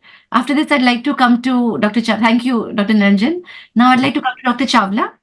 So let's talk about the humidification because it's actually very, very important and often people don't talk about it. So can you please tell us about why do we need humidification in a mechanically ventilated patients and what are the types of humidifiers and how often should we change? What is HME? Can you tell us, please? If you give a dry gas to a patient, the airways will get dried, secretions will get dried up, even the epithelium can be denuded. And when the secretions get dried up, and then patients are very prone to atelectasis. And then patient is more prone to infection because of this. And these secretions, when they get thickened, they don't come out. So it is sort of mandatory to humidify the air. Like normally we humidify ourselves when we breathe. So it needs to be humidified. Now, for many years, we have been using water-heated humidifiers, but lately, last 15 to 20 years, now HME has come in. Heated humidifier were the best, but difficulty in logistic and maintaining temperature, the HME came in. So now even the water-heated humidifiers, they are also good. You need to give between 30 milligram water to pressure to the humidity should be 44 milligram water. That is the humidity in the water is recommended. And the temperature should be between 34 to 41. Ideally, it would be 37, but difficult to maintain. When the air is moving, it gets stopped. So there are wires to heat it when the air is passing. So normally 34 to 41 degree is the temperature of this, and the relative humidity should be 100%. And they are, usually nowadays more often used when HME cannot be used. Now, HME is a hydrophobic membrane which absorbs the patient humidity when the patient is expiring, and that is used for humidification. And, but there are conditions. It adds about 50 ml of dead space, you must remember. That's why in ARDS, when you're doing a low tidal volume ventilation, many a times there is a hypercarbia which is unmanageable. You remove the HMEs. When patients have a thick secretions, patients have a blood, or patient is ventilating more than 10 liters per minute, then also it really would not be useful. So these are the condition, and hypothermic patient. These are the condition where you would not like to use HME. And most often it is the clogging by secretions and blood, and then you don't like to use this, and then you go on to that. Now, as far as the changing of HME is concerned, you see, we have been changing every 24 hours also. Initially, when it started, we were changing 6 to 7 days. Then it came down to changing every day. But normally about 48 hours, 24 to 48 hours, these need to be changed. And you should follow, manufacturers also, they write down then when it needs to be changed. Normally, we have a practice about 48 hours. Okay, And wonderful. in 24 hours would be even better. Okay, wonderful. This was great. A complete answer. Thank you so much. Coming to Dr. Khilnani. So, sir, we put a patient on a ventilator. We put him on normal settings. And now the patient is hypoxic. So, what are different modes what are different ways in which we can improve oxygenation in a patient? So I guess, Dr. Amita, you're talking about a patient with ARDS. If you want to talk about ARDS and tell an intensivist to talk about it, he'll spend the whole night talking about it. So, suggest the modes like you do 1, 2, 3, 4, right? Like that. Yeah. So the best way to maintain oxygenation is, of course, besides the ventilation strategies we have talked about, is the use of PEEP. The PEEP, there are two ways of using, whether you want to high PEEP or low PEEP. There are no conclusions into this. I usually use a low PEEP and then increase the PEEP. That is my personal choice. Some people use decremental PEEP, and PEEP has been talked about in great detail by the Dr. Viswasanan. And so I'll talk about the recruitment manual. That is something which was a fancy thing 20 years back. That means you make the lung open and keep it open. So what you do is that paralyze the patient, give a PEEP of 30 or 40 centimeters of water for a period of 30 seconds in the hope that the alveoli will be inflated, and then bring it back to the low tidal volume ventilation in the hope that they will not deflate. But somehow this strategy has not found to be useful in clinical practice because of it requires a paralysis, and outcome has not changed. So the other ways of recruiting, in the infant you use oscillatory ventilation, which we don't use. That is also considered a recruitment. Prone position is also considered a recruitment. What you are doing in the prone position, that the alveoli which are collapsed in the supine position, you make them prone, and that is one strategy of recruitment. There is a large randomized trial which has shown survival benefit, and that is actually standard of practice. So I'll stop there. There are so many issues to be talked about. Sir, perfectly said. Thank you so much. So we either increase the oxygen, or we basically can increase the PEEP recruitment maneuvers now given up, and otherwise we make the patient prone, and also we can reduce the I to E ratio to give a longer inspiratory time. But now again in ARDS, it's not really recommended. So thank you, sir. Coming to Dr. Manoj. Basically, Dr. Anshum told us about secretions which can result in auto PEEP, and Dr. Chawla also told us about, not using humidification will increase secretions. So I want to tell you that how do we diagnose bronchial secretions in a patient who's on a ventilator? You are mute. Mute, yeah. So if you have a graphics here, so on the flow time graph or a pressure time graph, you will have what is called a seesaw pattern, or a very zigzag pattern coming in the expiratory limb, and it touches the baseline, and that is when you actually diagnose. And actually, this is the most unseen graphic by the intensive care people, because they are more worried about alarms. Here, no one will have an alarm, but you will slowly see that the graphs continue to show more seesaw pattern. And if that is there, definitely see your limb. And as rightly said by Dr. Chawla, in current times, we are actually overlooking the humidification as well. So the presence of secretion is a good sign. That means humidification is good, but it's a bad sign because sometimes we over rely on the closed suction devices. If that is also still there, you should actually do the manual open suction in a sterile way. Okay, great. So this was, I think, a very important point, because honestly, how many of us really look at the sawtoothing of expiratory limb? And we must, because our patients are asthma, COPD, bronchiectasis, pneumonia, ARDS. So we must start looking at the expiratory limb if sawtoothing is present or not. So thank you so much. Coming to Dr. Anshum now. So the thing is that everybody has been talking about type 2 respiratory failure. So I want to ask you that if a patient has high PCO2 on a ventilator, then in what way can we get the carbon dioxide down? Okay, and at the same time, how can we monitor PCO2 continuously or intermittently without doing ABGs, because ABGs are expensive? Once CO2 buildup or hypercapnia usually develops either because the ventilation is poor or there's more dead space ventilation, or either the production of CO2 is high. So if you look at those physiologies, based on the underlying physiology, we'll be able to manage hypercapnia in a patient. Now, if it's dead space ventilation, then there are a lot of factors that are happening at our end also when we are treating the patient, like, putting the HME filters, like Sir said, or having too many catheter mounts and not connecting the ET tube directly, which can increase the dead space and worsen the hypercapnia. So those factors definitely in such a patient need to take care. And, so that is one. Secondly, we want to increase the minute ventilation. So we may want to increase the tidal volume in this case.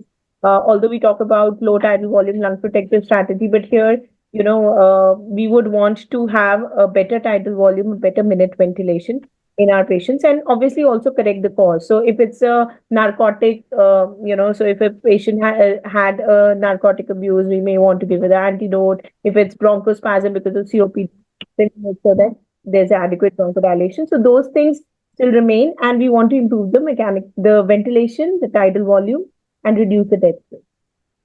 Wonderful. I mean, very, very nicely said, Anshum. Perfect. Great.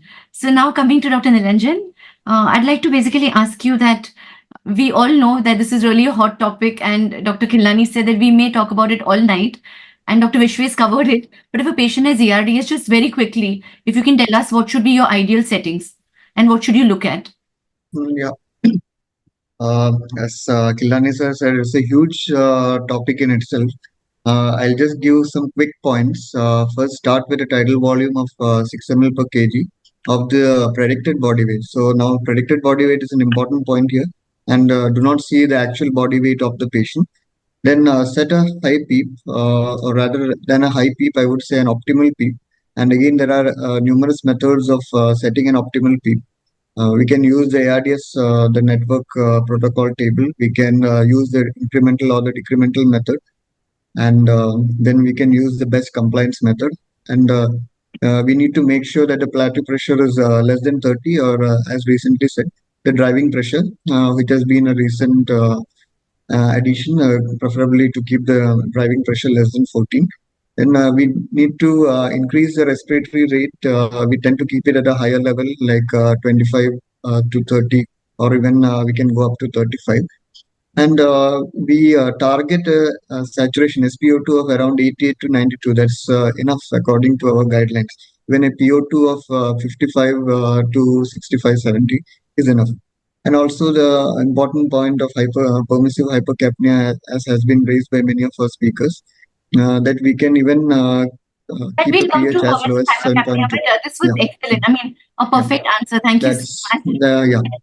Moving now to Dr. Chawla, a lot of people have been talking about, ventilator patient asynchrony. So how do we, what are the different types, and from the ventilator graph, how can we make out that there's an asynchrony between patient and ventilator? First I'll talk about what is synchrony. Synchrony is when patient initiates a breath. That means patient triggered breath properly gets a breath. That is synchrony. But if it does not occur, that is asynchrony. And it can occur at the triggering level and at the cycling level, also during the delivery of the breath. So suppose patient makes an effort and he doesn't get anything from the ventilator neither a volume control nor a pressure control breath, that means that is ineffective trigger. So you will see a negative deflection, but not followed by, in the graphics, not followed by any breath. That is ineffective trigger. Most of the time, this is because of auto PEEP. Patient is making an effort, but not able to overcome and initiate the breath from the ventilator, not able to open the inspiratory valve. That is ineffective trigger. So you have to give a antispasm, take care of bronchospasm, and sometime you give up at least 80% of auto PEEP, so patient is able to trigger, and most of the ineffective triggers would go. Then there is a double trigger. That means patient started a breath, got a breath from the ventilator, but patient is still making an effort. His inspiratory drive is still on, but the ventilator has stopped. So it triggers again, and that is a double trigger, and the tidal volume in a double trigger would be much more. And then is auto trigger. You kept a sensitivity, suppose less than -1. So machine will keep on opening the inspiratory valve, that is called the auto trigger. And it is also stimulated sometimes secretion in the circuit or by the cardiac and by the movements. So you need to look at this, the auto trigger. These are the three common ones. And otherwise, without graphics, it will be difficult to explain. And so these are the three common asynchrony. Then there is a cycling also, but I think I'll just stop here. This was fantastic. This is what I wanted to know. This is great. So I think looking at the graphics is very, very important to make sure our patient is ventilated correctly. Coming to Dr. Khilnani, in fact, Dr. Niranjan started talking about it. I stopped him because I wanted you to answer the question. So what is permissive hypercapnia, and how much pH and PCO2 would be acceptable? And if required, should we give IV HCO3 if there's too much of acidosis? Suggest, sir. So Dr. Amitabh, permissive hypercapnia is not a new concept at all. Everything boils down to the safe mechanical ventilation. When in severe case of ARDS, in asthma or COPD, when despite giving 6 to 8 ml per kilogram of body weight of tidal volume and respiratory rate of 15 to 25 or 30, you see that to keep the plateau pressure and peak pressure low, that is less than 30, the CO2 starts rising, because the carbon dioxide in the blood is a marker of ventilation.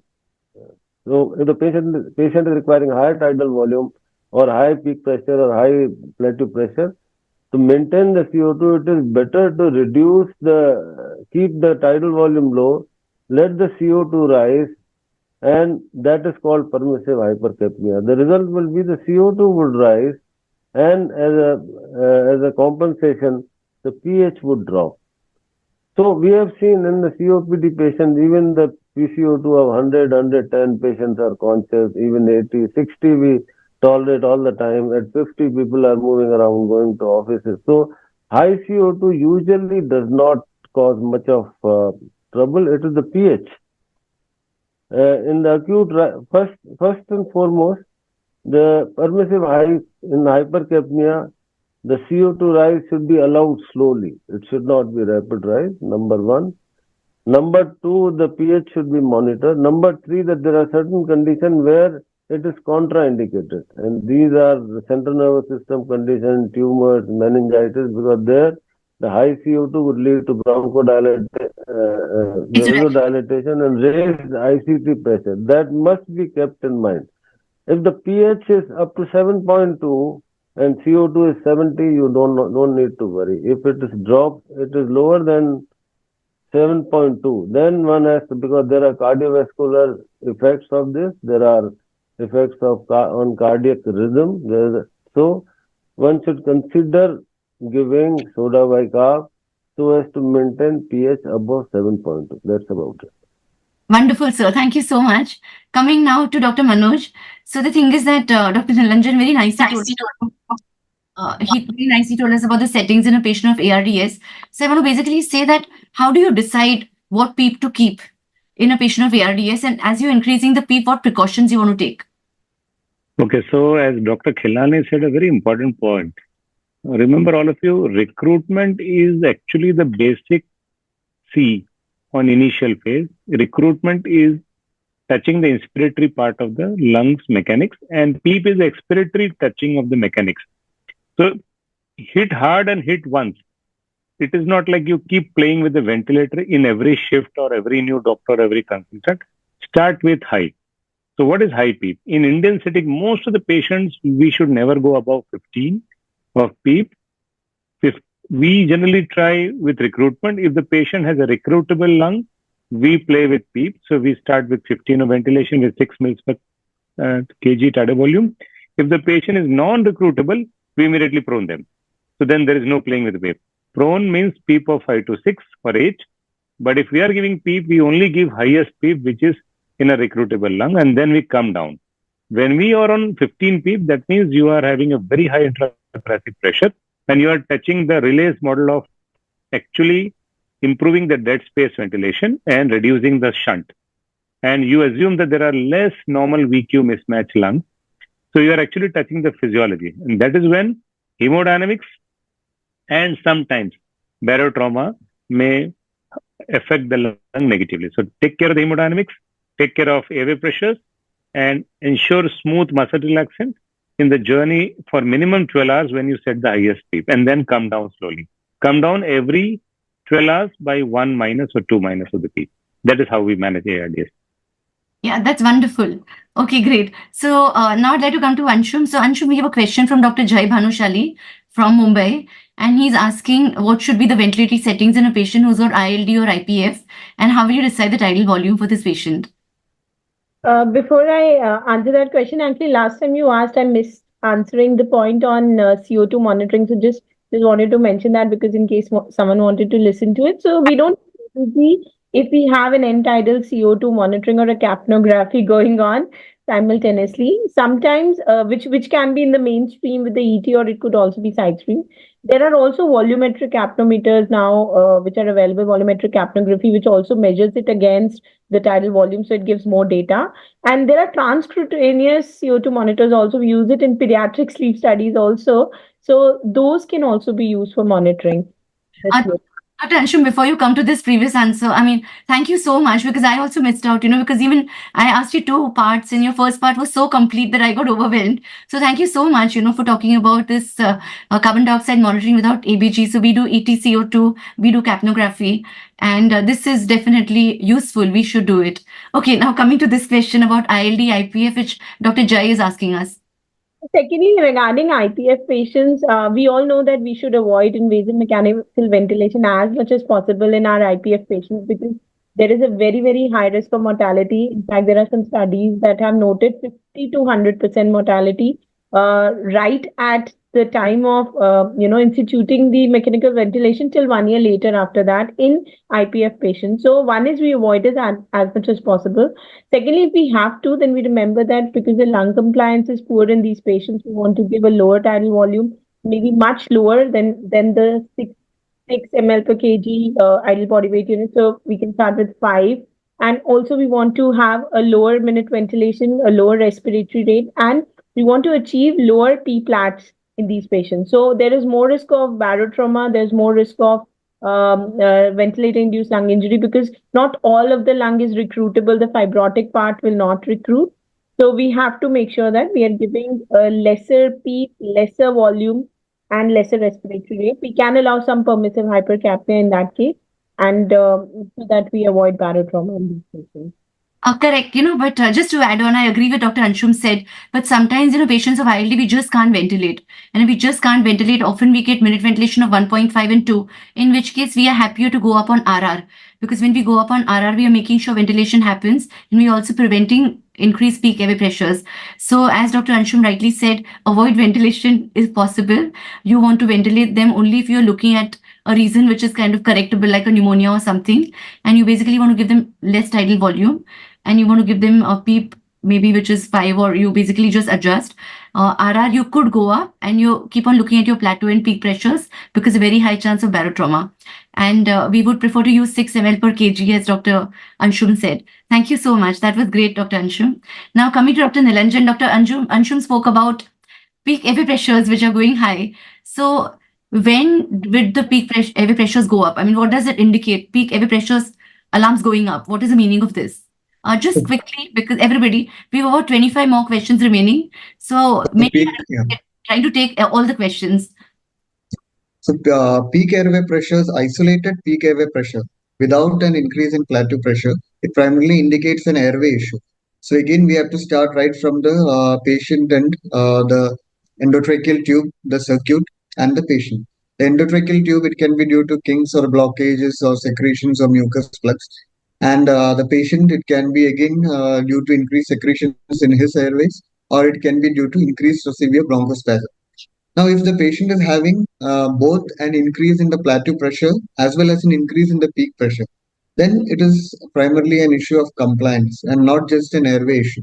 So that can occur in ARDS or as Dr. Ansham said in ILDs, IPF, etc. So it's always along with the peak pressure, we can just do an inspiratory hold maneuver and check the plateau pressure also, and then we can troubleshoot accordingly. Wonderful. I mean, that was just a perfect, complete answer. By the way, I'd love to announce, because the technical team has told us, yeah, sir, just a minute. Sorry. The technical team has told us that we have 1,662 logins even now, and they've requested to continue at least for 10 to 15 more minutes. So I think 3 cheers for all of you all. You all really rock. Coming to Khilnani sir. Khilnani sir, tell us, please. No, I just wanted to say the peak pressure is determined by impedance of the respiratory system, which is determined by chest wall, pleura, and compliance of the lung and airway. So whenever the peak pressure is high, you have to start from the chest wall and then look at the pneumothorax, pleural effusion, so on and so forth. Just wanted to add that part also, and of course the mucus plug causing collapse of the lung or whatever. So no, wonderful, just sir. wanted to add that. Yeah, no, wonderful. Coming to Dr. Chawla, we have actually Dr. Rida, we have Dr. Manisha, and Dr. Sanket asking that if the patient has persistent airway leak, then what would be the ventilatory settings and what are the implications? You know, this is one of the most difficult condition to ventilate, because if you ventilate normally, there is a lot of air leak. And you know, the air leak is directly proportional to the mean airway pressure, which is dependent on the tidal volume, the amount of PEEP you give, and the inspiratory time if you are giving the pressure control. So when you ventilate these patients, either you can use the normal modes or you can use alternate modes. The normal modes, which is suggested, is that you give if you are using a volume control mode, give a low tidal volume. And the first thing what we do when we are on rounds and there is a leak, take the PEEP to minimum, maybe 0 or 1. That's number one you should do. Then bring down the tidal volume. You can increase the respiratory rate to have a reasonable tidal minute ventilation. So this strategy would work. The second, you can go to the pressure preset modes. If you are possible, give a pressure support mode. At least a good amount of ventilation. In spite of leak, there will increase in the flow to maintain some amount of tidal volume.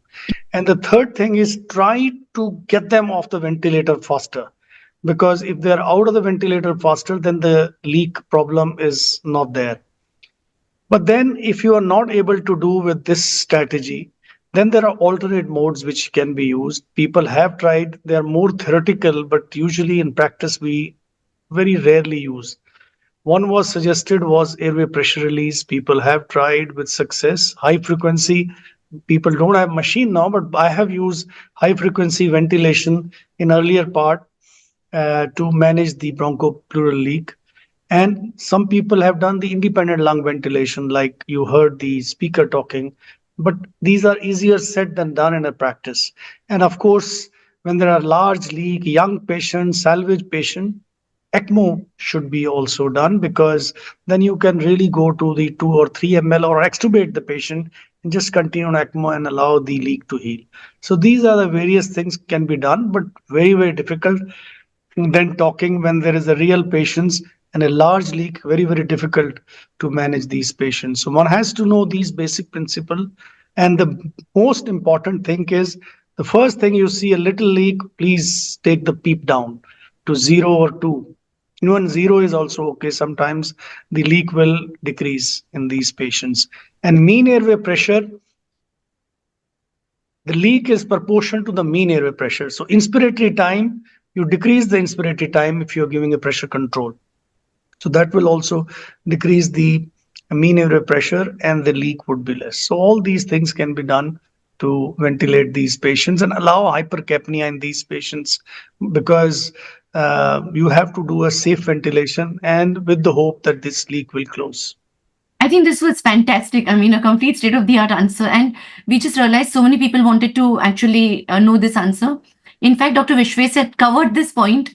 He was wanting to cover this point, but his talk was getting longer. So we told him to cut it short. And Dr. Chawla, thank you so much for giving us a complete answer.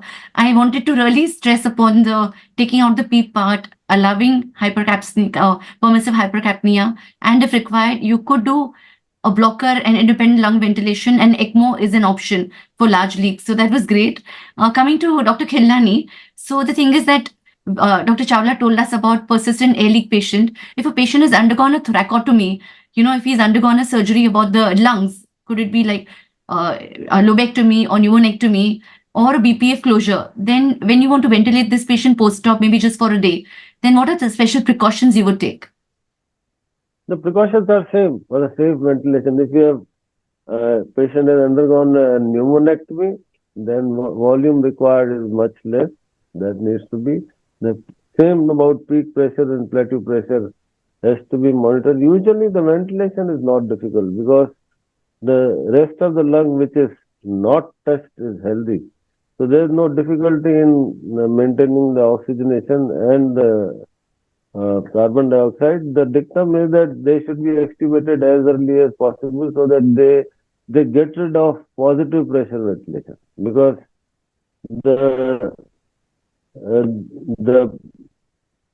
the pressure would harm the lung.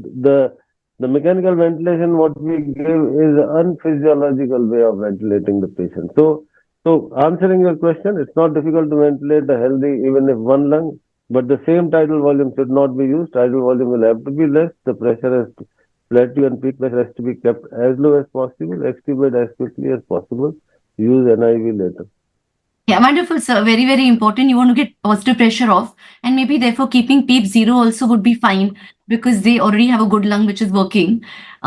Okay, thank you, sir, for these enlightening points. Coming to Dr. Manoj, something very, very important. I think this is a very important question, nebulization. We are talking all the time about obstructive airway diseases, COPD, asthma. So if a patient is on a ventilator and you want to nebulize a patient, then what type of nebulizer and what precautions? Quickly. Yes, quickly, nebulization, actually, when the patient needs a ventilation, nebulization only if the patient needs for a prior disease. Just because you feel there is a bronchi or some rales, do not give nebulization. If it is mandatory to give an antibiotic in an inhaled format, there are nebulization which are delivery devices available now. Erogen is available. For those who are already COPD, there is a device called DDI spiral, which becomes like a spacer, and it is completely collapsible, doesn't increase the dead space of the inspiratory circuit. You can actually apply and you can actually put the canister from the MDI and you can nebulize it. You don't need disconnections of the circuit. If a patient is of ARDS, there is no role of any nebulizer, even if the patient had any obstructive airway. So 10 and plus PEEP, no nebulization. If you want nebulization, erogen nebulization, some ventilators have nebulization system inbuilt, that is also fine. And third is the DDI spiral, which is actually a Smith's product, which is a collapsible. It becomes a part of the airway circuit, and that is how you can do it. Yeah, wonderful. What I really like the point is ARDS patient, please avoid nebulization because it cuts out the PEEP and it cuts out the supply of gases to the air to the patient. So that is very, very important. And I feel that it would be good to always suction the patient before we start nebulizing so that we make sure that the nebulizer is going on well. Also, it would be good to remove the filter, I think, before nebulization. So thank you so much, Dr. Manoj. With this, now I'd like to come to Dr. Anshum. I think the webinar is going on very, very well, and we are getting continuously messages that continue. But I think I'll just take last 2 questions. Let's end on a high note. Last maybe 3 questions. So now coming to Dr. Anshum, if a patient develops a pneumothorax while he's on a ventilator, then what will suggest that the patient has pneumothorax? I'm not asking what ventilation to give because Dr. Chawla has told us, but what is suggestive of a patient developing pneumothorax in a patient, not radiology, clinical features and ventilator things? So, if a patient develops pneumothorax, one, we've been talking about alarms. So, if it's a major severe pneumothorax, massive, all or tension pneumothorax, alarms will go on. So, having said that, we would see that the patient will struggle more with the ventilator. Hypoxia would worsen despite the same FiO2 setting which was there already. Hypotension will occur despite being adequately maintained earlier. So, we would see that the patient, worsens along with cardiorespiratory disturbance and instability. In terms of the ventilator setting, the plateau pressures are going to be very high. So if a patient is on volume control, we'll see higher plateau pressures. And a patient on pressure control, we'll see that the volumes, the tidal volumes that are achieved will be much lower. So that would give us an indicator. And then also on clinical examination, the asymmetry of the chest movements and auscultation, we should be able to pick it up. Yeah. By the side and in the ICU, there'll be like diagnostic. So we can just diagnose it by using the ultrasound there. Yeah, so I really liked what Dr. Anshum said. It'll be alarm going high, high, high. So the minute ventilation alarm will start ringing because the minute ventilation goes low, the peak airway pressures will start going up and the patient will be hypoxic, tachycardic, on fighting with the ventilator, tachycardia, hypotension, everything. So thank you so much. So this tells you that there's probably a pneumothorax and we'll urgently do an ultrasound while we are waiting an X-ray. So great. Thank you so much, Dr. Anshum. This was perfect. Coming to Dr. Nilanjan. So we are bronchoscopists, we are interventional pulmonologists. So a patient on mechanical ventilation is requiring a bronchoscopy. So what are the settings that you'll adjust just for the bronchoscopy? Yes, ma'am. Bronchoscopy in the ICU on a ventilated patient is certainly challenging, especially if the patient is on a high oxygen requirement and on a high PEEP, like for example, an ARDS patient. So rule number one would be avoid a bronchoscopy unless it is very essential. Because the first thing that we are going to do is we are going to compromise on the oxygenation, as well as when we are introducing our bronchoscope, we are going to de-recruit the lung. We are going to there is going to be a loss of PEEP. So the oxygenation as well as the ventilation, both of it is going to suffer. So rather than the settings, ventilatory settings during a bronchoscopy, the settings prior to the bronchoscopy is what I think is more important. So we need to optimize our ventilatory settings, pre-oxygenate the patient, keep 100% FiO2 maybe around 5 to 10 minutes before starting the bronchoscopy. Use nebulizations so that there won't be any bronchospasm. And if the patient is conscious and it's and restless, we might have to sedate and paralyze the patient because we don't want the patient to buck, and there should not be any asynchrony during our bronchoscopy. And after all this, we can do our bronchoscopy with the endotracheal adapter or the mount cat, so that some amount of ventilation and oxygenation occurs even during our bronchoscopy. And the settings, I don't think there's much of a difference in the settings. We just need to monitor our parameters, and there is going to be a compromise in our ventilation, so the PCO2 might rise. So we need to optimize all those before we do our bronchoscopy and do it as quickly as possible. Yeah, wonderful. Can I add to this? Yes, sure, sir. So since there is a loss of volume, if you are using a volume control ventilation, I generally increase the tidal volume by 100 milliliters. Yes, I was just going to say that. So, sir is completely right. So, the patient is in volume control, we automatically always before bronchoscopy, we increase the tidal volume by 100 ml than what we had kept. So that the patient... And generally, I don't paralyze them.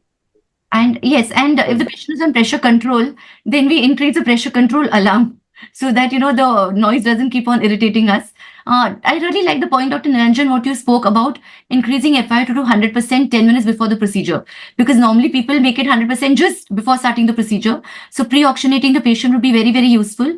If it's not ARDS, if it's some other condition, then it would be better to make PEEP 0. Because, if the PEEP is more, then the retrieval of bile is less. So as compared to the fluid that we put in, much lesser amount of fluid comes out if the patient is on PEEP. So if you have the luxury and the patient is not too hypoxic, then it would be worth making the PEEP to 0. And maybe after the bronchoscopy, nebulize the patient if required. So great. That was wonderful. Thank you so much. Coming to Dr. Chawla, I think let's keep this as the last question.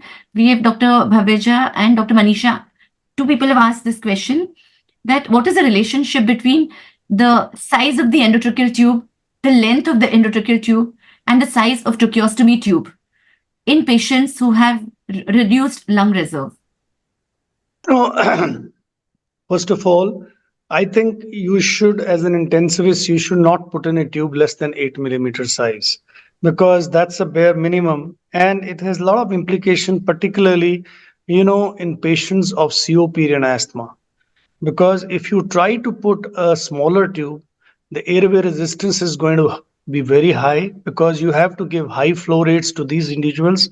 And even if you keep a peak pressure alarm of 80, 90, still it will get cut off on a volume control. And uh, minimum you should keep 8 millimeter.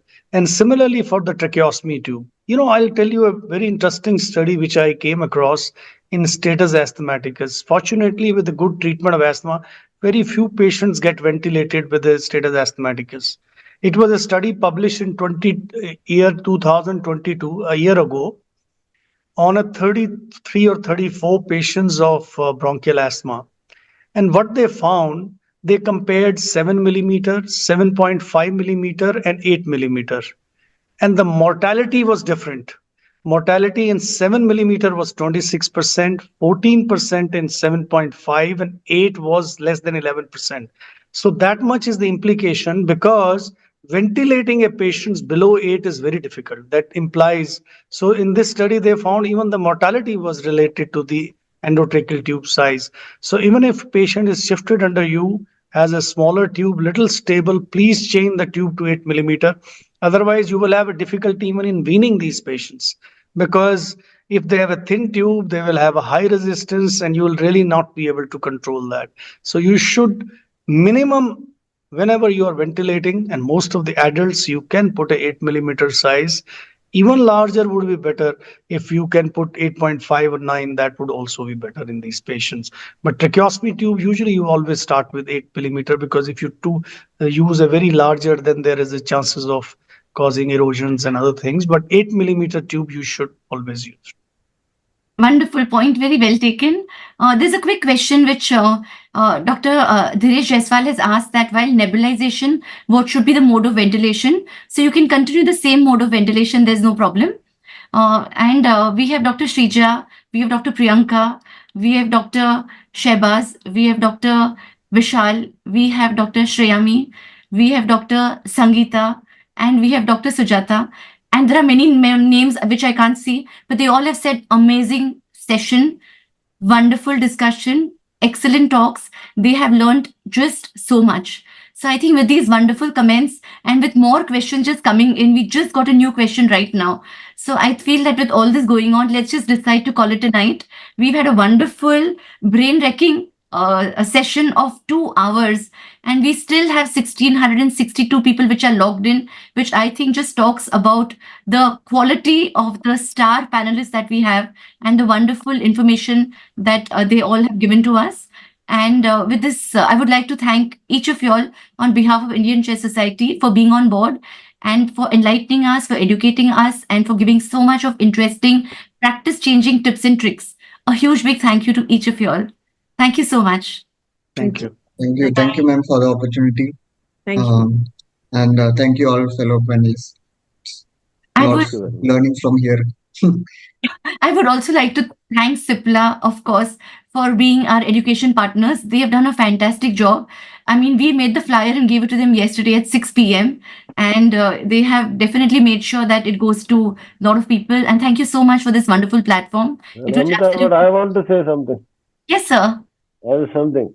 I don't think anybody can carry this weekly meetings other than you. So I don't know how to appreciate your effort of, it's actually from heart. मैं दिल से बोलता हूँ, बहुत मुश्किल काम है हर हफ्ते एक वेबिनार करना और सबको जो है ना और तुम्हारी बात है कि सम्मान भी जाते हैं मेरी तो कोई Are we disconnected now or still on? We are still online. We are still online. So, no, thank you so much for the kind words. I'm touched. But I would give the credit completely to Indian Chest Society and to our staff faculty of every webinar.